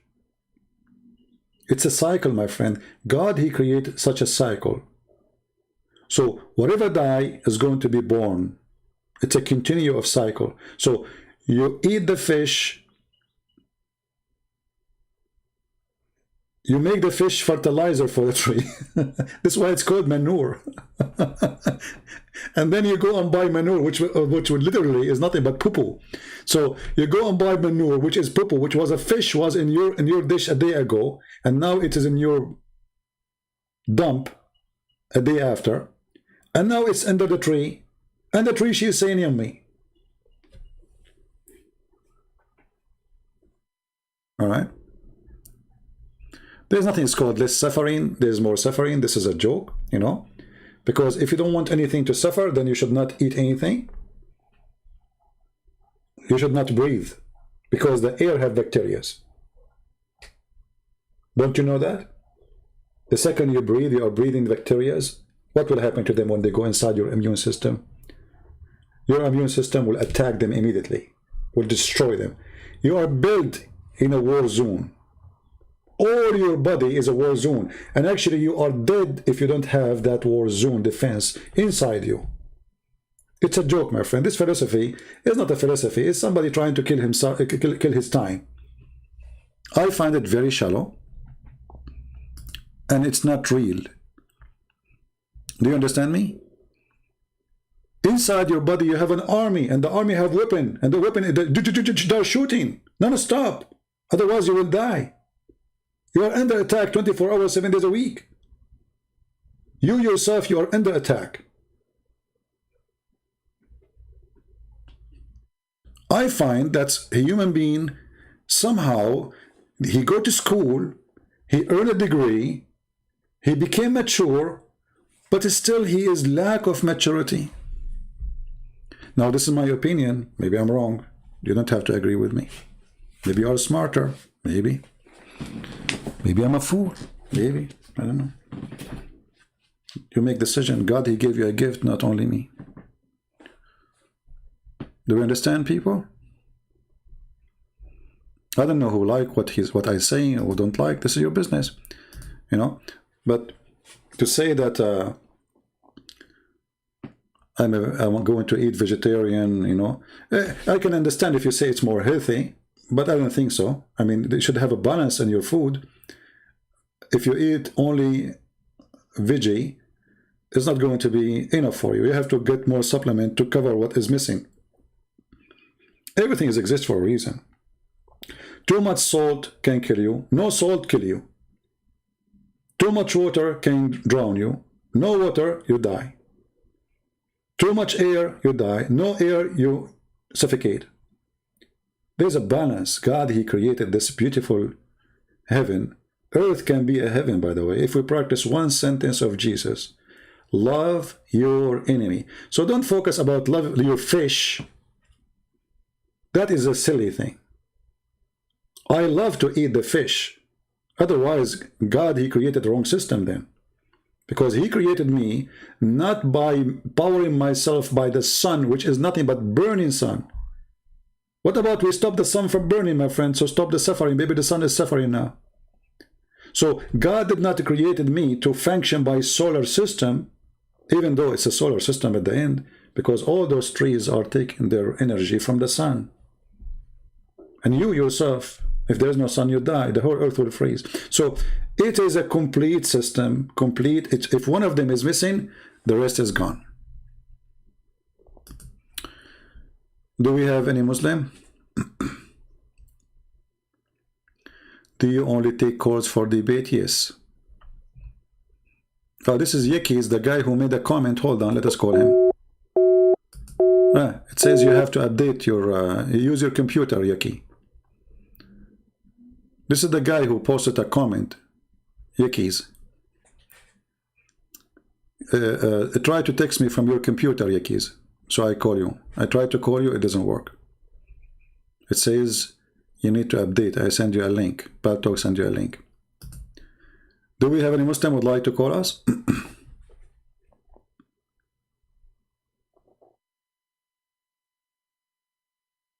Anyone? I'm using BahjahTV.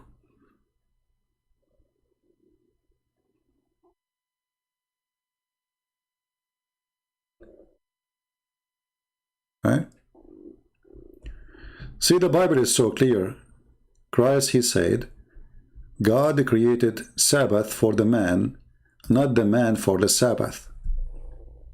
In the world today, people, they made the Sabbath more important than the man. You know, Bill Gates, he want to dim the sun. The owner of Apple, he have different idea. Joe Biden, he have different ideas, but all of them, they are just lying to each other. Because one volcano is more than all the cars in this earth. And the one who controls it at the end of the day is God, not you. What they do is a joke. It's not real. It's far from reality. And they try to fool you with those conferences.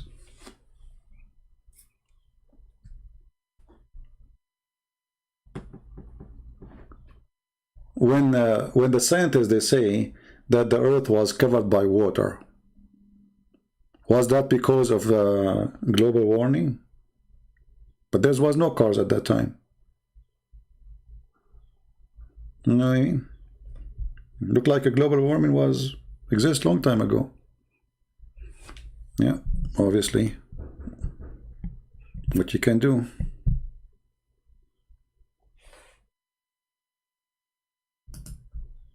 Right?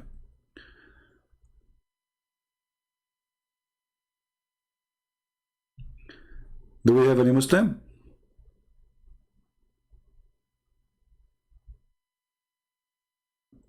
Any Muslim would like to call us?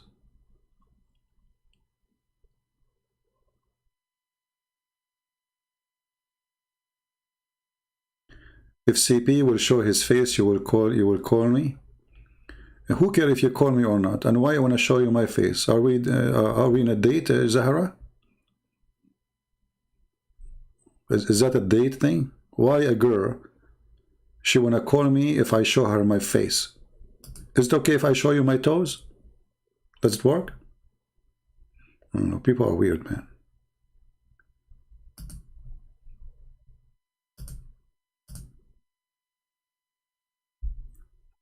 You call Allah every day, 5 times a day. You never saw his face.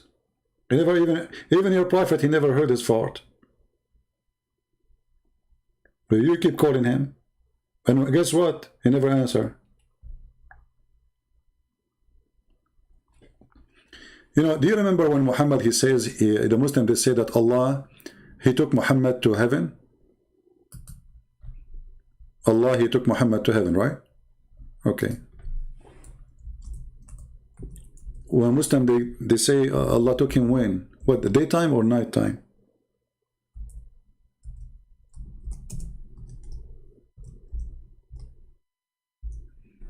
What night? What time? Is it night or daytime, Muslims? You will say at night time. But isn't it Muhammad, he says Allah, he come down every night in the 3rd part of the night? So Muhammad, he went to the heaven to meet Allah. But Allah is down.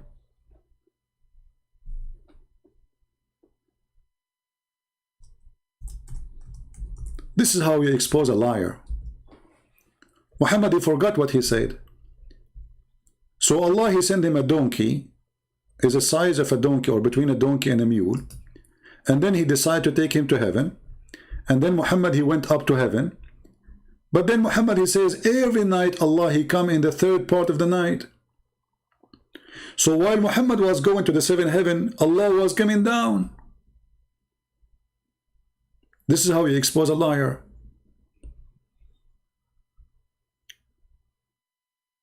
So Muslims, is this story is true? That Muhammad, he went to heaven? While Muhammad, he says, Allah, he come down every 3rd part of the night.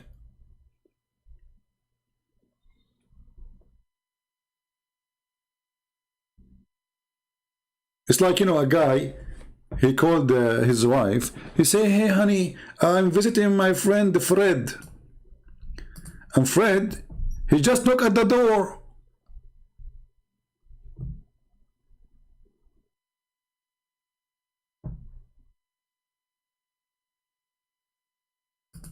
Hey, Fred is here. What are you talking about? Are you visiting Fred, huh? This is what happened to Muhammad. Liar. It's very easy to, you see, Islam is the most silly, stupid cult to defeat. But how you can defeat a cult if you are ignorant about the cult? You cannot. And how the Christian, they can fight such a cult if their priests are ignorant and liars? Like the priests we see, some of them, they saying that the Muslim worship the same God. How many of them? There's a lot of liars. A lot of liars, my friend.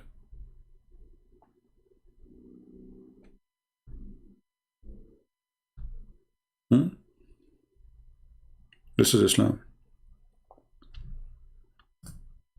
This is why if somebody claims to be a priest, what make him a priest or not is how truthful he is. Who care about the word priest? Who care about the uniform you wear?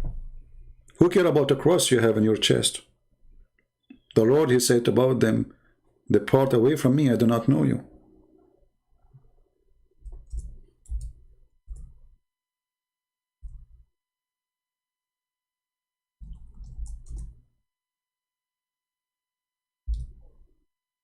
I do not know you.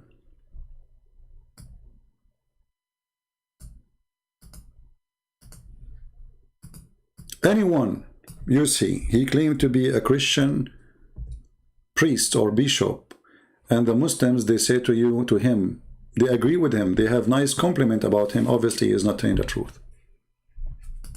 This is why they are giving him compliment, because he's a liar. To know who I am, look who condemned me.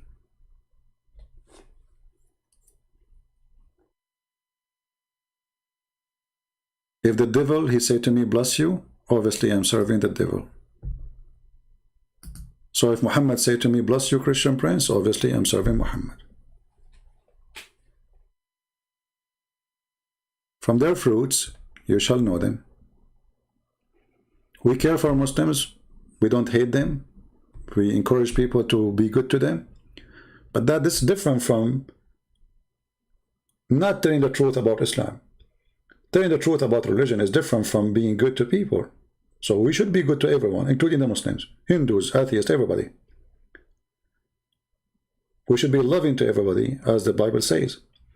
But loving to everybody doesn't mean we are loving the teaching of evil. So when a false priest, he come to you and he say things which is absolutely false,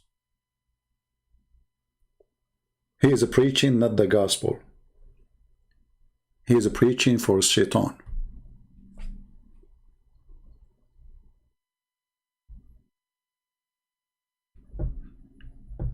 Do we have any Muslim? Yakis, did you fix your thing? Let us try to call you again. Yeah, still the same. Yakis, I tried to call you second time. It's not working. Do we have any Muslim?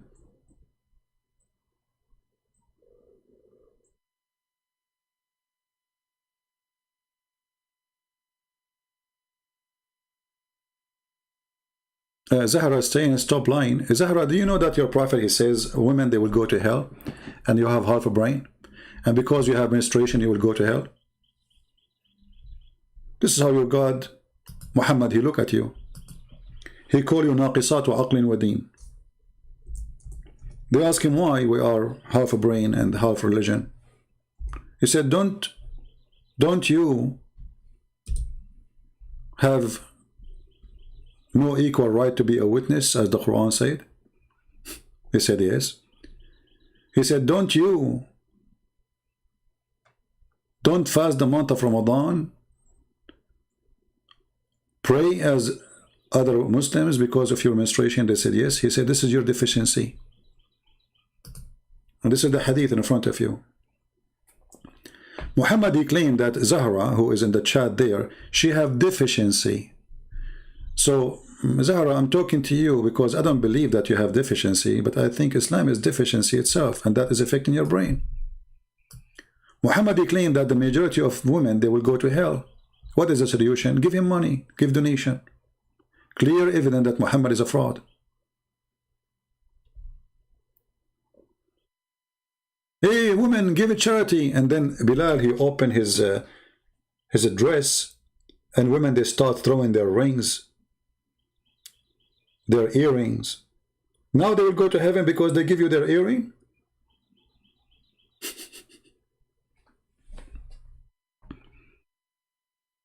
You are Shia? Who cares if you were Shia or not? Quran says that you are half a brain.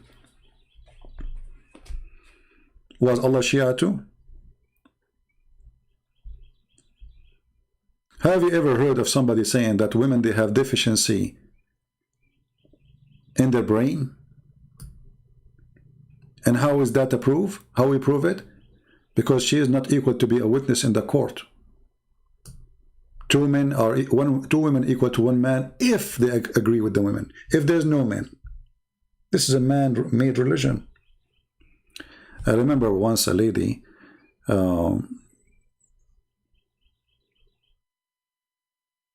she said to me, I did not leave Islam because of you. I leave Islam because Islam made by the man for the man.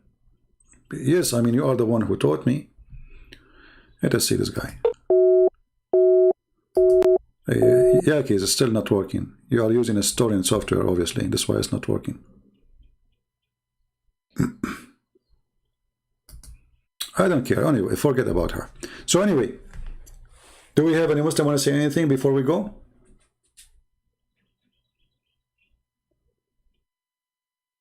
She is trolling? Okay, she is trolling. What we can do? They like to be trolling. Do we have any Muslim would like to say anything to us? So look at this today. I mean, we made a challenge for the Muslims and the challenge is still open. Who is a Muslim can tell us what the word Allah means? They don't know. They have tons of articles. Everyone is guessing. Allah is diverted from the word ilah. So how you make it a name then? Who told you to make it a name? How it become a name?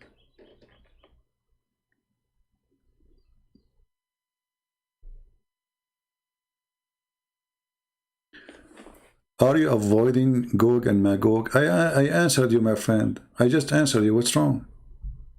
You forgot, and even I showed you the hadith in the screen.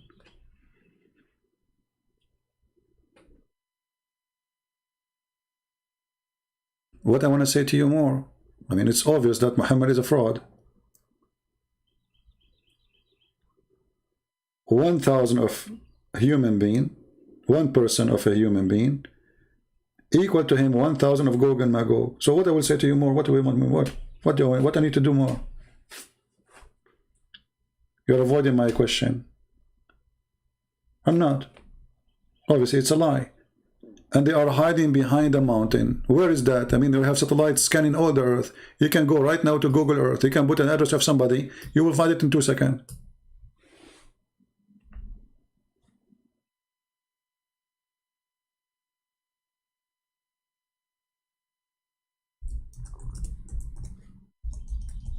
This story is a fiction story. You can find it in the Quran, chapter 18. When they say to him, put for us, make a dam between us and those creatures. Stupid story. And the dam is made from what? From iron and copper. By time it should be demolished anyway. Because don't you know that those metals, they rust? They will be demolished. And between two mountains, can they climb the mountains? What about airplanes? Can they go around the mountain? And you will say to me, now you did not answer me. So all the talk I did, still I did not answer you? It's a joke.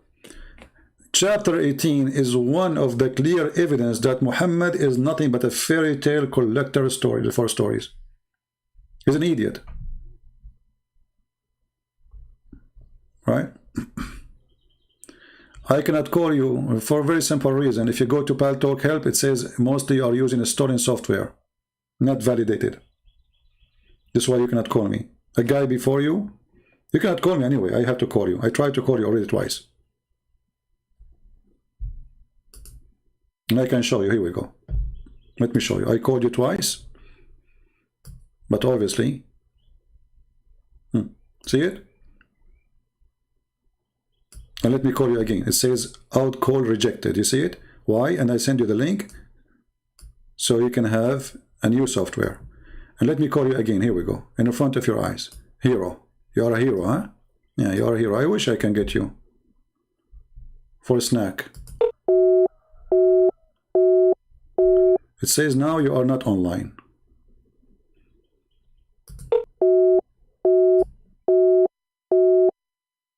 You see it? So stop playing hero.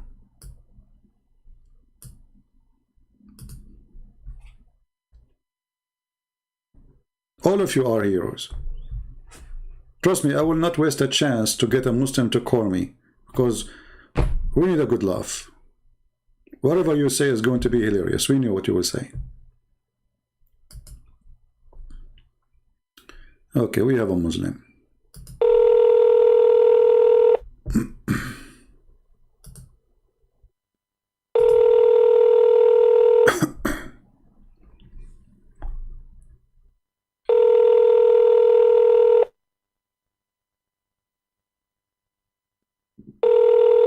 Answer, my friend, answer.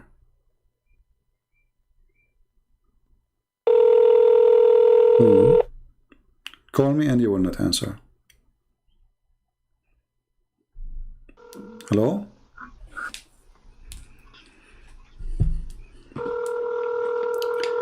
Mute YouTube, please.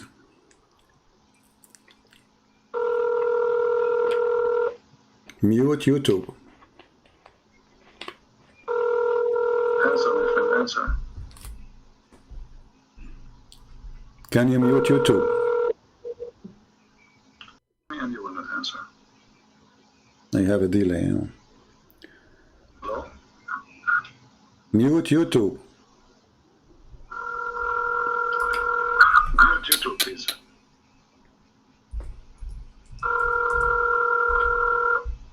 Mute YouTube. Answer. Can you mute YouTube? Oh boy. I will call you again. I will give you a minute to hear me. And I will call you again. Please mute YouTube.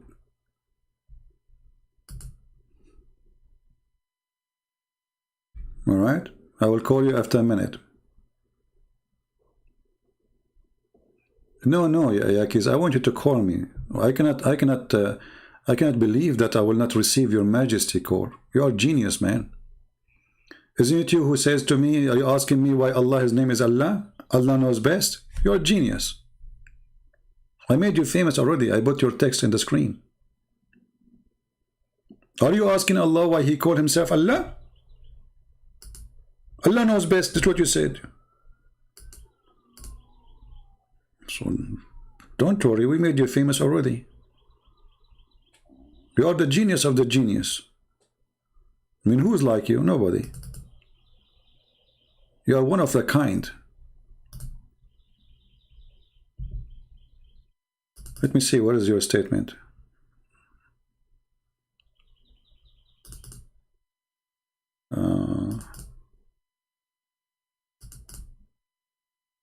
Here we go. This is Yaki. Just to show you what we are missing. The Arabian prophet, yes, and the answer, Allah knows what Allah means. This is the guy who wanna debate me.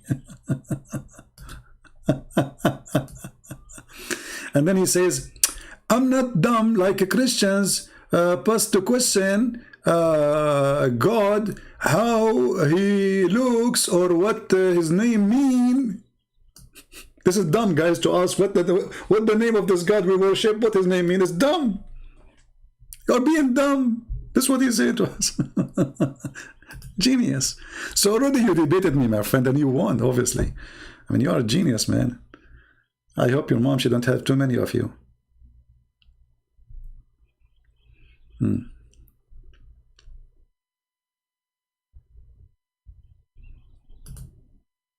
look what he said here. To question how God, how he look, or what name mean, or how he was born, or what he created us. Allah knows all of this. We'll definitely ask him in Jannah, inshallah. You will ask him in Jannah, inshallah. Gog and Magog in my Bible. Well, Gog and Magog is a location, is not people. You are ignorant. That's why we say Muhammad is a thief. He steals things and he adds some spices to it. Go, here we go. I challenge for you. Show me where the story of Gog and Magog in the Bible is speaking about people who hide behind the mountain. And then you will see that you are silly. It's a location.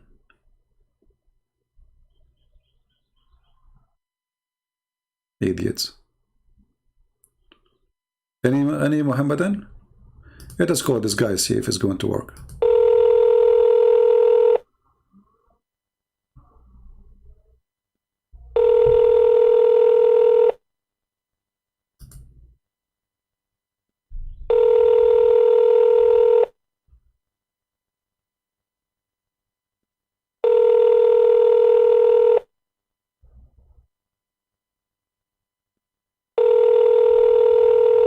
I think this guy, he lives in Afghanistan. His connection is hilarious. Do we have any Muslim would like to take the opportunity to get me busted? We have 1,400 people watching. Who want to do it?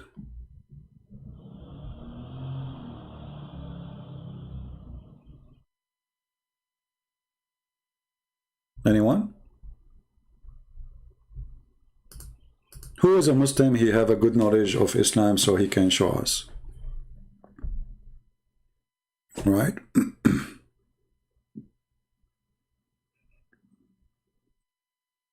Yeah, we know what John's saying, Zara. You are silly. You are say like your ex-god.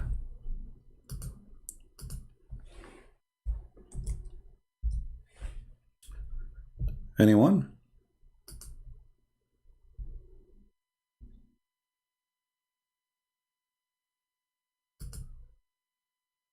Mayday, mayday. Any Muslim?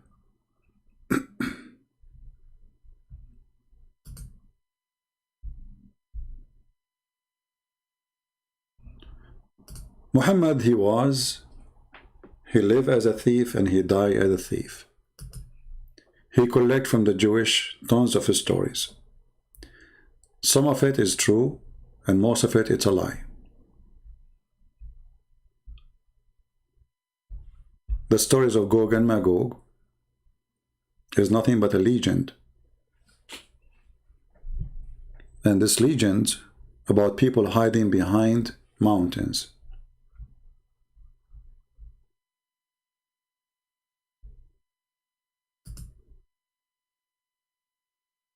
And there's Alexander the Great is the one who they ask him to hide them or to keep them behind the mountains.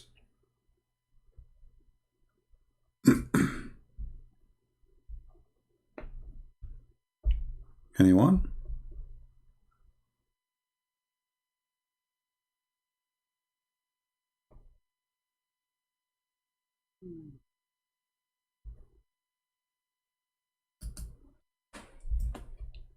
Zero? We have zero?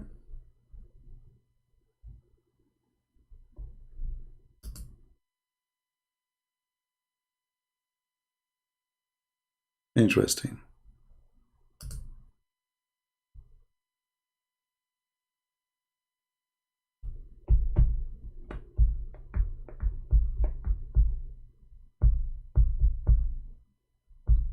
And you know, I find it very funny when an idiot, he go to website and they copy paste. They don't even know what they are copying. They don't even open the verses they are talking about.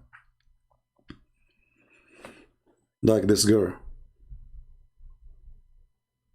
Did you even read those verses you are quoting for me? You are saying to me it's speaking about Gog and Magog? I'm sure you did not. You know what are you talking about. Kids. Silly. Do we have anyone who have the courage and the knowledge to call us?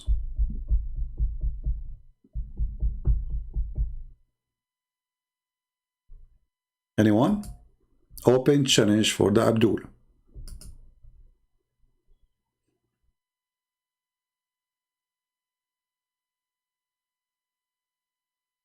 Open challenge.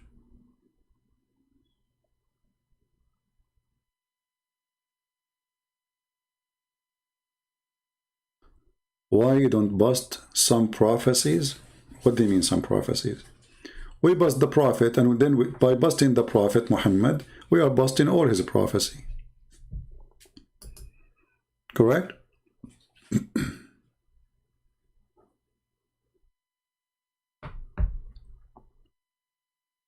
You caught me lying? What? How you caught me lying? By quoting John 20? You are stupid. John 20 does not even mention what you are saying. You are a certified idiot. And let me open John 20 for you. Give me a second, hold on. And then people will laugh at you. This is John 20.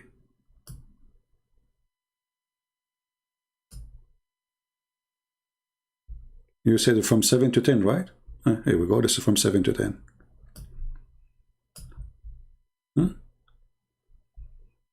Read it. Stupidity is amazing.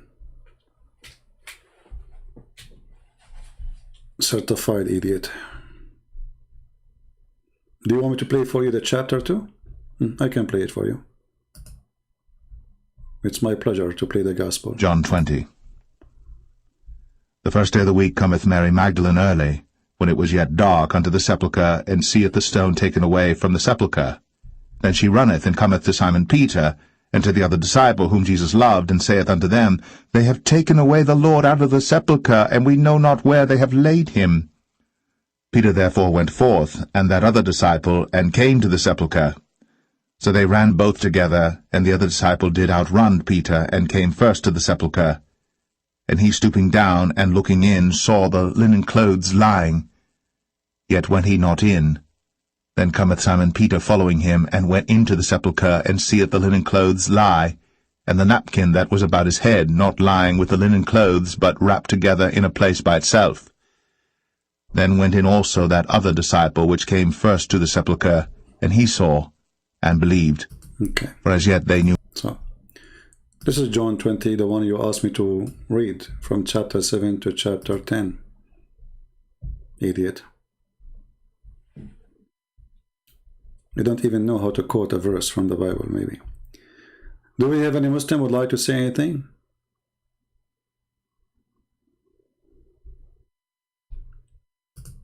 Any beautiful, brave thoughts about Islam?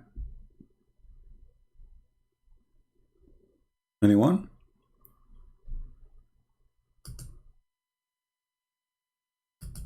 Followers of the prophet of Gog and Magog behind two mountains?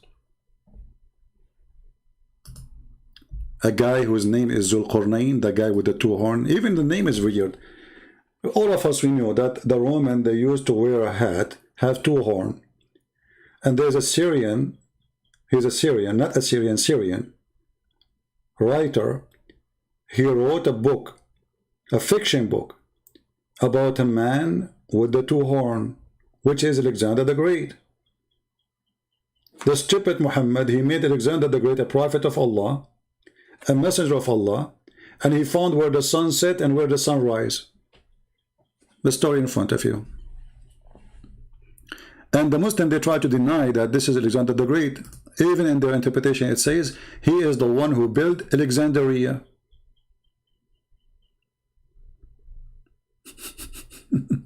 Question, who is the one who built Alexandria? Brother, it's not Alexander the Great. So why it's called Alexandria?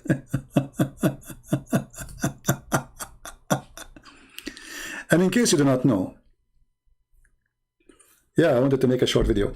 In case you do not know, Alexander the Great, he was a homosexual, a bisexual, which means he sleep with boys, he sleep with women. And then suddenly he became a messenger of Allah. The story in front of you.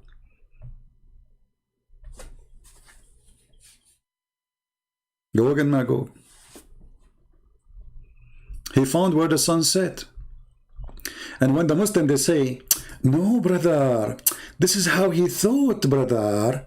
He thought, like when you go to the ocean, brother, it says that, like, you know, don't you see the sun go in the water, brother? The one who's talking is Allah. And he did not say he thought. He says, wajadaha, he found it. He found it. Allah is talking, not him. Allah reporting what he found. So he found it sitting in a spring, not an ocean. So why you are putting the word ocean? He found it sitting in a spring of a hot spring. This is again coming from the legends. That the sun take its heat, because a human being, he saw like there's some places whereas there is volcano water, boiling water, where the sun disappear and come second day, like at night, go cold. And then in the morning, come back with the heat. It must be she is taking a shower. Just to show you something before we finish for today. Man, yeah, supposedly. My back hurt from sitting. Okay, let me show you something here.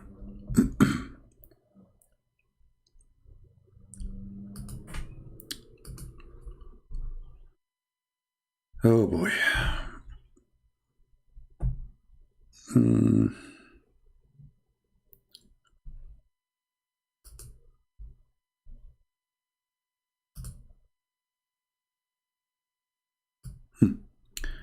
This is the chapter of Al-Qalam. The chapter of what? Of Al-Qalam, mean the pen. All right. Let us read together the Islamic Religion Discovery Channel. And from his narration and the authority of Ibn Abbas that he said regarding interpretation of Allah saying Noon. Noon, he says, Allah swear by Noon, which is the whale that carried the earth in its back, while in water, and beneath which is a bowl, and under the bowl is the rock, and under the rock is a dust, and none knows what is under the dust save Allah. Look here, the mystery, like here is a mystery. Sorry, we cannot tell you more. So now we discover that the earth is carried by a whale. His name is Noon. Noon in the top of the bowl, bowl in the top of a rock, rock in the top of a spring of water. The name of the whale is Luwish, not Luwish Farrakhan. This is different Luwish. And it said his name is Lotaya. The name of the bowl is Bahamut. And some they say Tahad al-Ahud or Liwana. And the whale is in the sea called Adwad. And it's like a small bowl in a huge sea. The sea is in Hollywood water or rock, whereby there's 4,000 cracks. I believe strongly the one who come with this is the one who have 4,000 cracks in his head.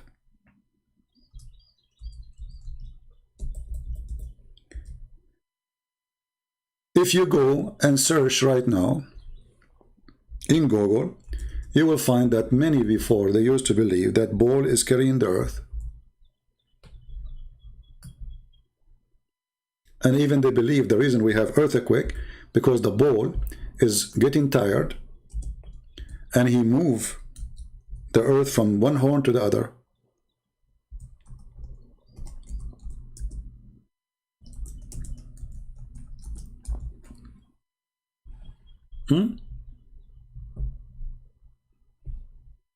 This is very ancient stories, you know.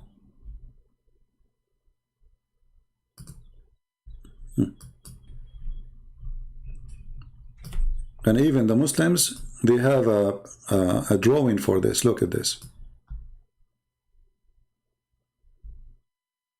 This is the whale. You see the whale?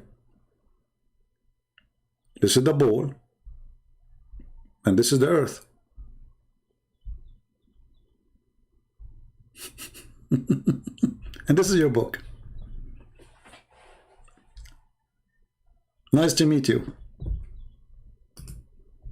Another Islamic book. This is the earth. This is the bowl. This is the whale. And this is the dish of the water.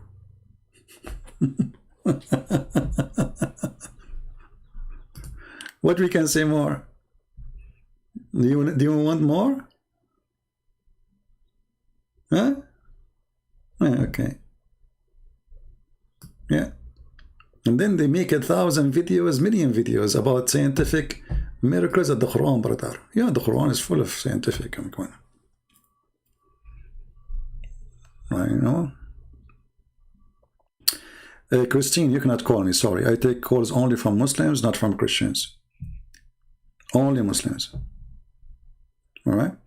So I'm truly convinced now that the Quran is a book of science and Muslims, they knew what they are talking about. And I invite you all to believe, otherwise Bahamut. Even Allah have a dog, Muhammad, he said.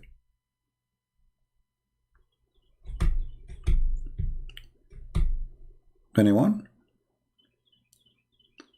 Add this to my book. It's not in my book. I thought it is. No? Anyway, I'm writing actually a book. I'm working it for many years now actually. But because I'm not giving it, you see, this YouTube, this crazy YouTube is taking too much of my time. Like now I finish, I need to go and make a walk, like do a walk, do some sport. My back is frozen, you know, like you have to walk, do some physical stuff. And this YouTube thing takes too much energy, you know. I need to stop coming here for some time so I can focus more in my books. But in the same time,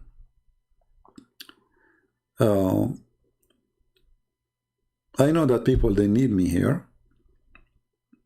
And I feel guilty if I don't come. Otherwise, I just told you I'm not going to make a long video. I just said yesterday, today I said I will not make it long. When I started, right? I will not make it long. And here we go. But because I have too much passionate to serve and to help, you know, I find myself drowned into staying longer. More questions come, more questions come.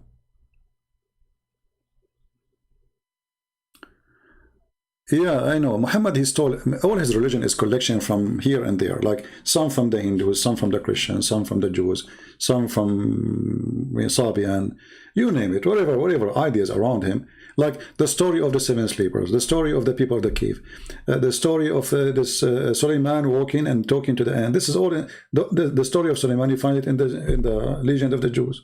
Go download the book. It's called Legend of the Jews. Solomon, he died standing. Okay, Solomon died standing how? Why Solomon he died standing? Because Allah, he don't want the genie to notice that he is dead, brother. Can't Allah delay his death? And brother, how the genies did not notice that he is dead, brother?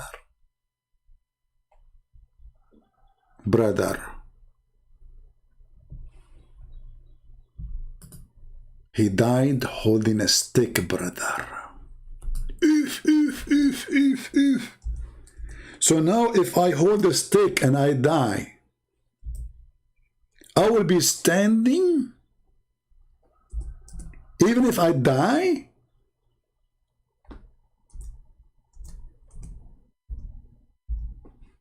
Look at this amazing book, brother.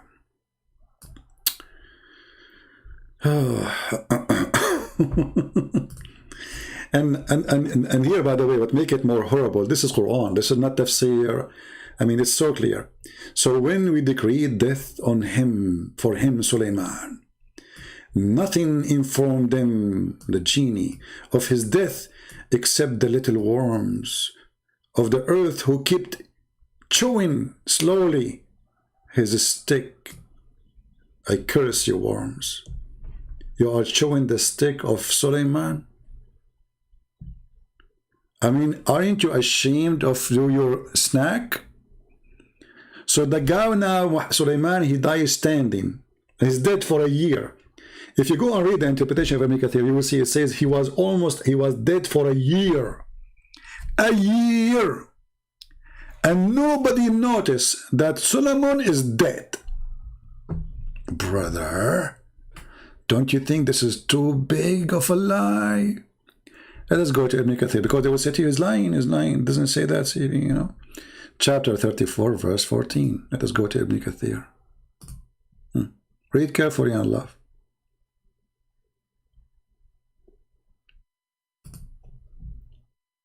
Don't mention names of kids in my channel. Bring men to me. Men only. They are kids. This is Ibn Kathir. This is not a Christian prince saying this is. I have nothing to do with it, you know. I'm just showing you what Muslims believe. Read carefully. Where is the story? We chose the wrong verse. Hold on.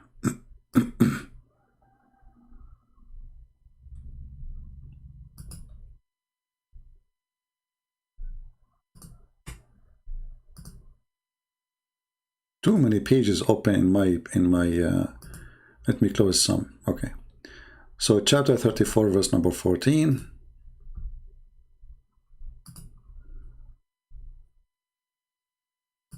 Read and laugh. Again, this is not Christian Prince, this is Ibn Kathir. They're big potato, big fat liar.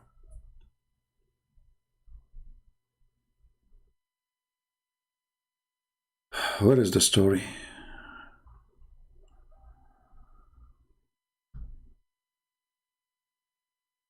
Like what? Hold on. I don't want to hurt your eyes.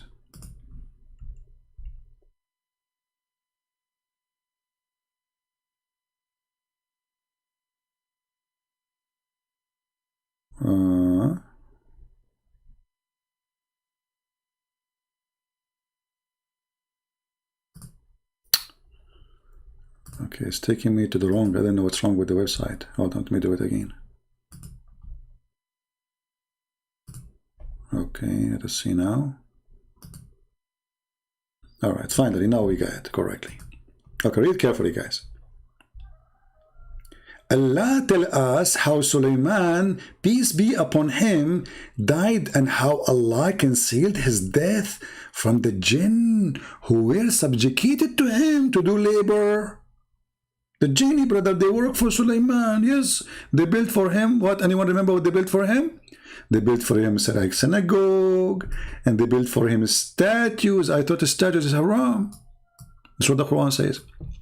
He reminded leaning on his stick, which was his staff. And Ibn Abbas, may Allah pleased with him, and Mujahid and Al-Hassan and Qatada and others said, he stayed like that for a long time, nearly a year. Are you there, Muslims? This is a religion? The guy, he died standing, leaning on a stick for a year. Okay, brother, what happened after 1 year? What happened? Tell us more. The story, brother, continue. Okay, get your candies. Okay, now if you listen carefully, I will tell you the story and you sleep right away. Don't forget to brush your teeth before you sleep. Okay? Okay. When the creatures of the earth, which was kind of warm, ate through the stick, brother, it became weak and fell to the ground. True story.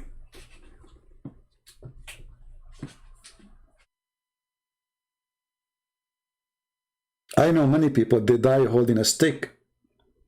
I'm going to open my chat and I will die right now holding a stick, and you people, you think I am here for the community. I will open your camera too, and nobody will notice I'm dead.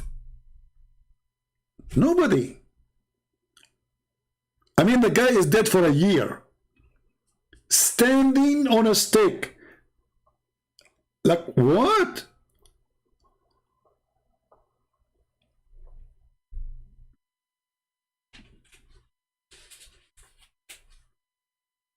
And then those little worm, why you don't get a treated piece of wood from Home Depot, you idiot? So the worm will not. And why you are waiting? Why Solomon is using a wood stick? Use gold, will not rust, and the worm will not eat it, and then he will stand until now. So the guy is a king. He have an army. He have ministers. He have wives. He have servants. He need to eat. Nobody noticed that the king is dead because he was standing. You go to the room. Your Majesty, do you want to eat? He don't answer. He's doing yoga. His wife, she, honey, look at this new clothes I dressed for you. Honey. Oh, he's doing yoga. Okay. She comes second day. Honey, look, I got a bikini for you. He's not answering. Okay. A week after. He's not answering. Honey, are you striking or something? You don't want to eat? Honey, don't you feel like you want to go to the bathroom? You are standing there forever. 10 days pass and you are not moving. Nobody. The minister, the prime minister coming to talk to you. Your Majesty, we have an enemy in the borders. What we shall do? Are you there, Your Majesty? Oh, His Majesty is meditating. He's reading the book of Zakir Naik. A year, you liars. I mean, come on, like, make it 2 days. I mean, come on, make it like something we can swallow.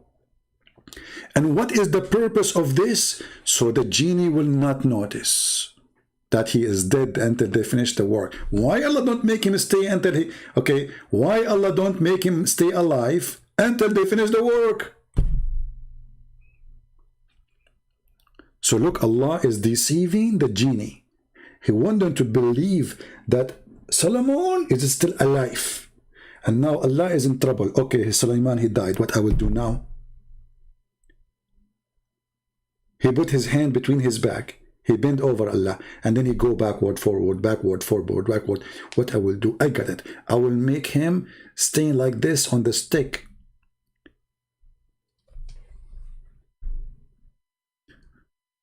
Uh,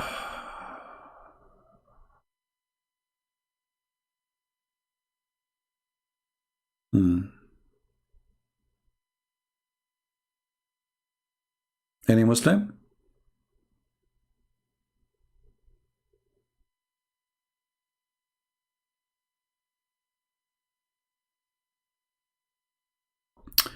Oreen Hashim. My friend, I mean, any verse you quote for me. Why you don't call me Hashim so we can laugh together?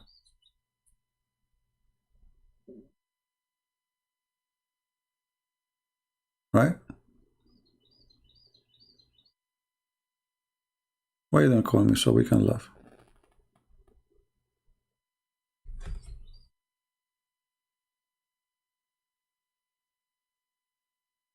Any Muslim would like to call me right now and show me something scientific in the Quran, I will be happy to take your call immediately, even though I'm here for many hours. Who want to do that?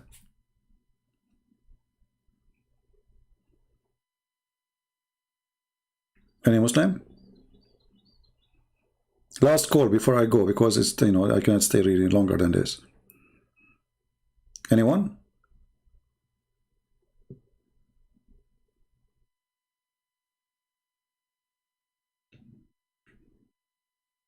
Somebody said that he tried to find me in Patreon, and there's many Christian prince. That's not true, my friend. There's only one Christian prince in Patreon. And anyway, the link is there, even in the first message you see when you join.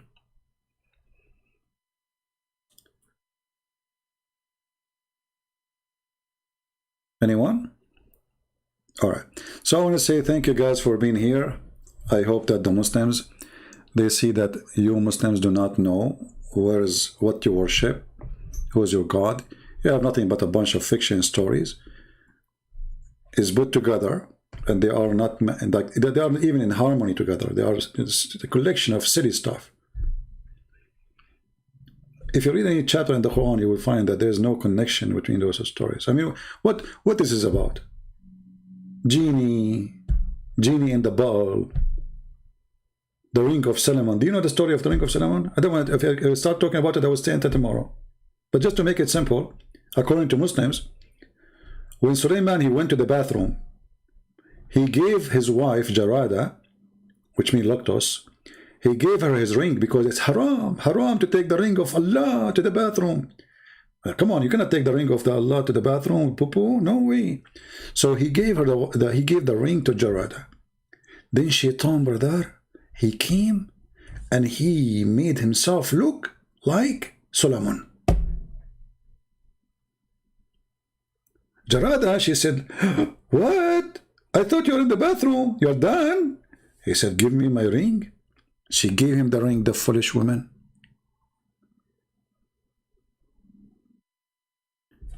The Shaitan, he put the ring in his hand, and right away he became the king.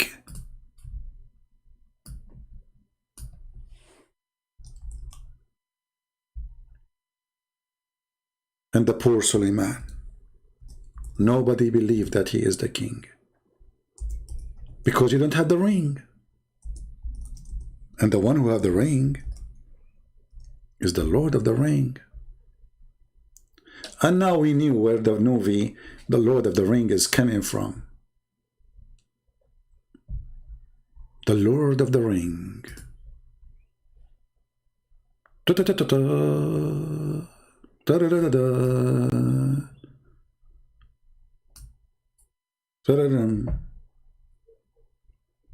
True story of a prophet of Allah.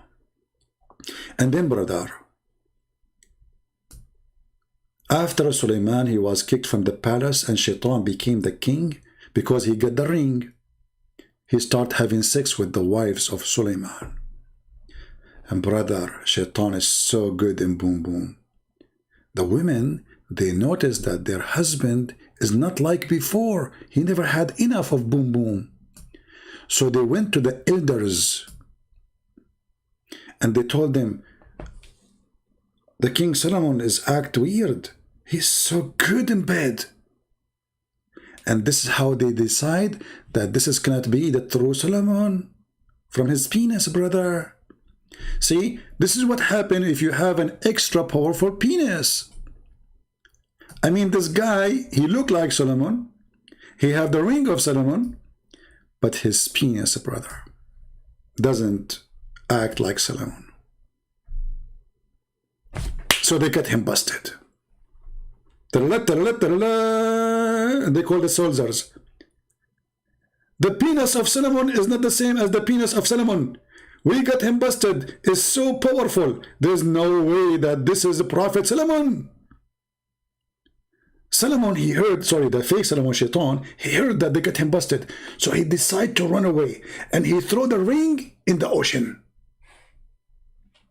And then, brother, look Allah how he function, Allah, alhamdulillah. Solomon, he was working as a putter next to the sea. He saw a guy who bought some fish. He told him, let me carry it for you, because now Solomon, the real Solomon, became homeless. So, you know, the king came from the king. He's not a king no more. Poor guy. The guy, he said to him, what I will pay you for carrying my fish? He said, give me one fish. I will carry the fish for you to the house. The guy, he agreed. They went all the way there. And then, brother, when Solomon, he opened the fish, he found his ring. And he became again the king. Hey Muslims, who is the one who wanna say to me I'm lying? I can show you the whole story with pages and reference. Islam is absolutely true religion. Otherwise, how come the one who made the Lord of the Ring movie is copying Prophet Muhammad? Can you explain that to me? For sure, we cannot.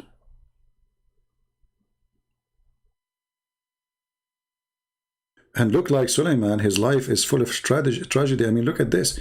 He dies standing.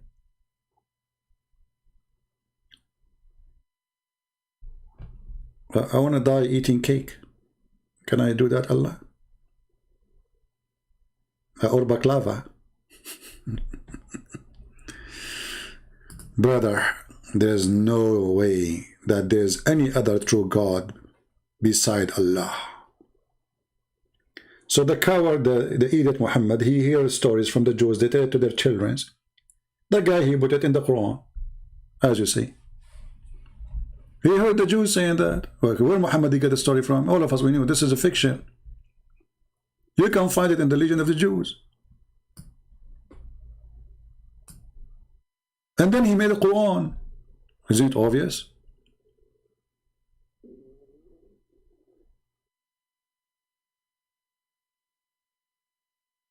I know, like each one of you who want to die doing something, depending on who you are, but obviously it's not good to die as a king who loved by Allah, because you will die standing, you know.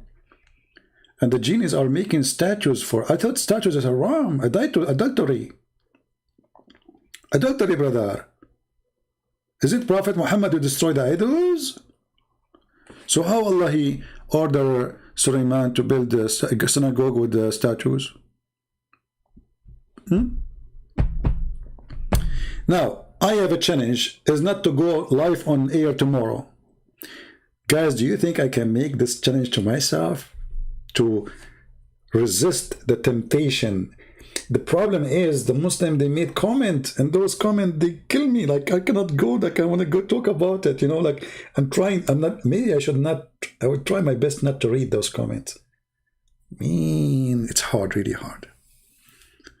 It is really hard. So I'm going to fight it, you know. Everybody get tempted by something. I get tempted by, you know. Oh boy.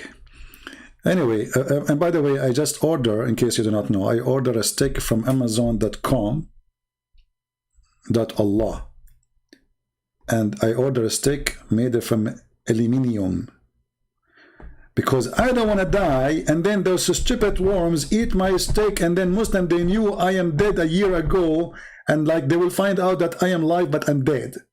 I'm not going to let that happen to me. I learned the lesson from Solomon.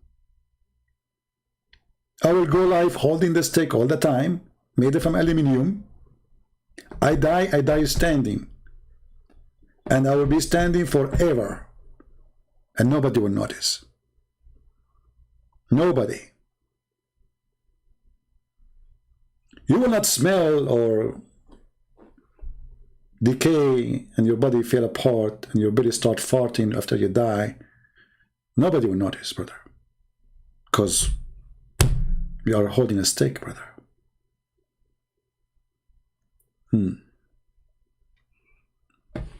That's true. It makes sense. If you are not convinced until now, and by the way, this is Ibn Kathir, the interpretation of Ibn Kathir. So if Muslim, they want to say he's lying, this is not true. This is the Quran. Even the Quran say that clearly. I mean, we do not need, you know. Read it.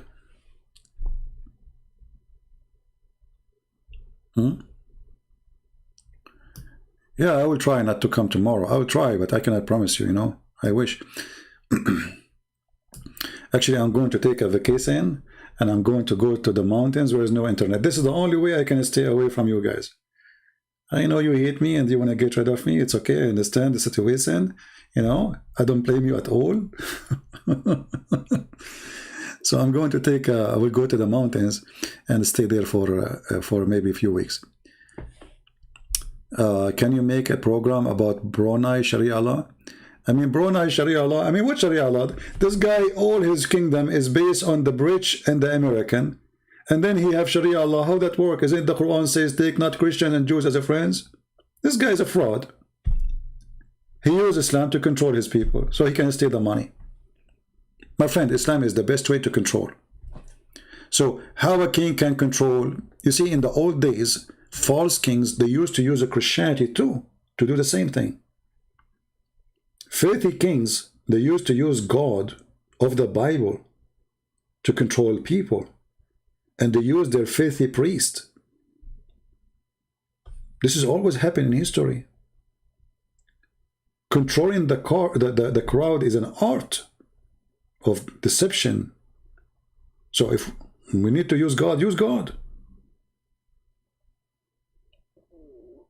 God save the queen. That's it. Even if the queen is corrupt and scam, and that's it. The priest says, God save the queen. You know, they will quote for you a verse from the Bible says that God is the one who chose the kings. My friend, hold on. John the Baptist, he paid his life against a king. So they don't want you to read that verse that you can oppose a king if he is a bad person. They want to quote for you a verse where it says, obey your king. They want to quote for you that Jesus says, give to what Caesar to Caesar and what to God to God. But they will not quote for you what John the Baptist did. Because they want you to obey.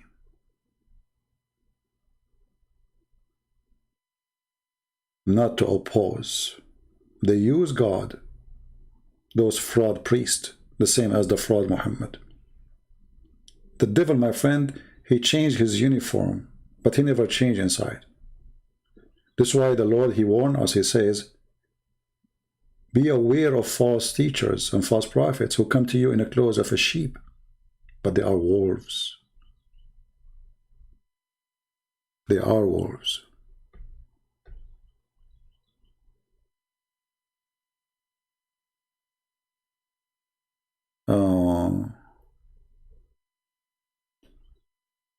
And this is why, you know, we as a Christians, we should examine the person is if he fit to listen to or not.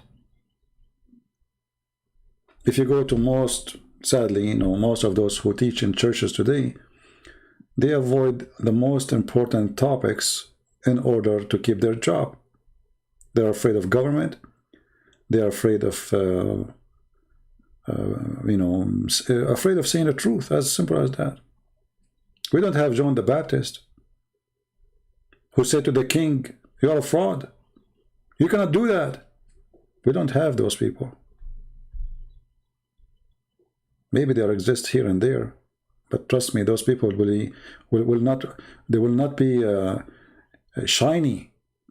They will cover them. They will try to hide them. They will try to bury them alive. If a person try to be decent all the force of evil will be against him.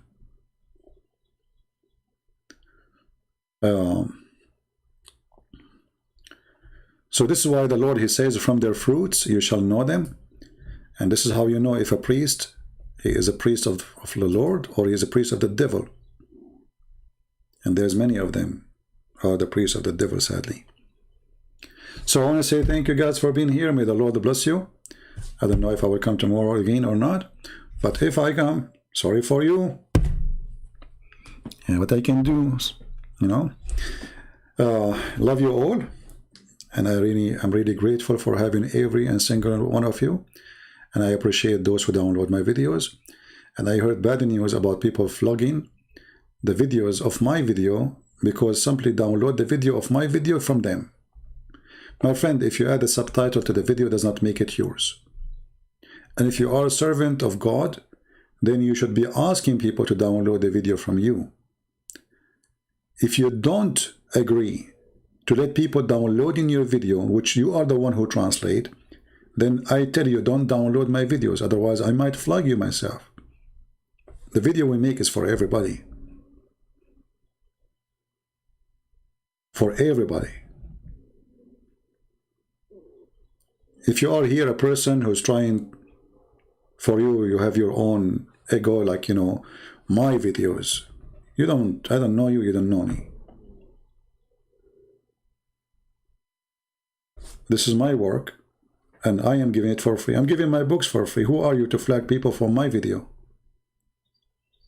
Who are you?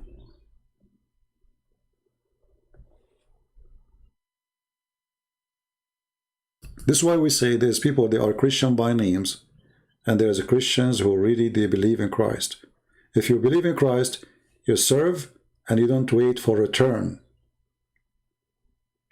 You don't wait for people even to subscribe to you. You are doing it because you believe it's true. It is good to do. Not because you believe there is something will come back to you from it. So be a servant. The Lord, he says, you cannot be a master unless you become a servant. Be Christian. Don't worship the word me. Let your brother download the video. Encourage him to do it. And if you want people to know about your channel, make a logo, put your etc. So whoever copied the video, still he can see it's yours. It's you who add subtitle. Let us be good as our Lord, he asks us to do. Be holy like your Father. Thank you. God bless you, and see you soon again. Christ is Lord. Islam is false, and we prove it every day. Take care.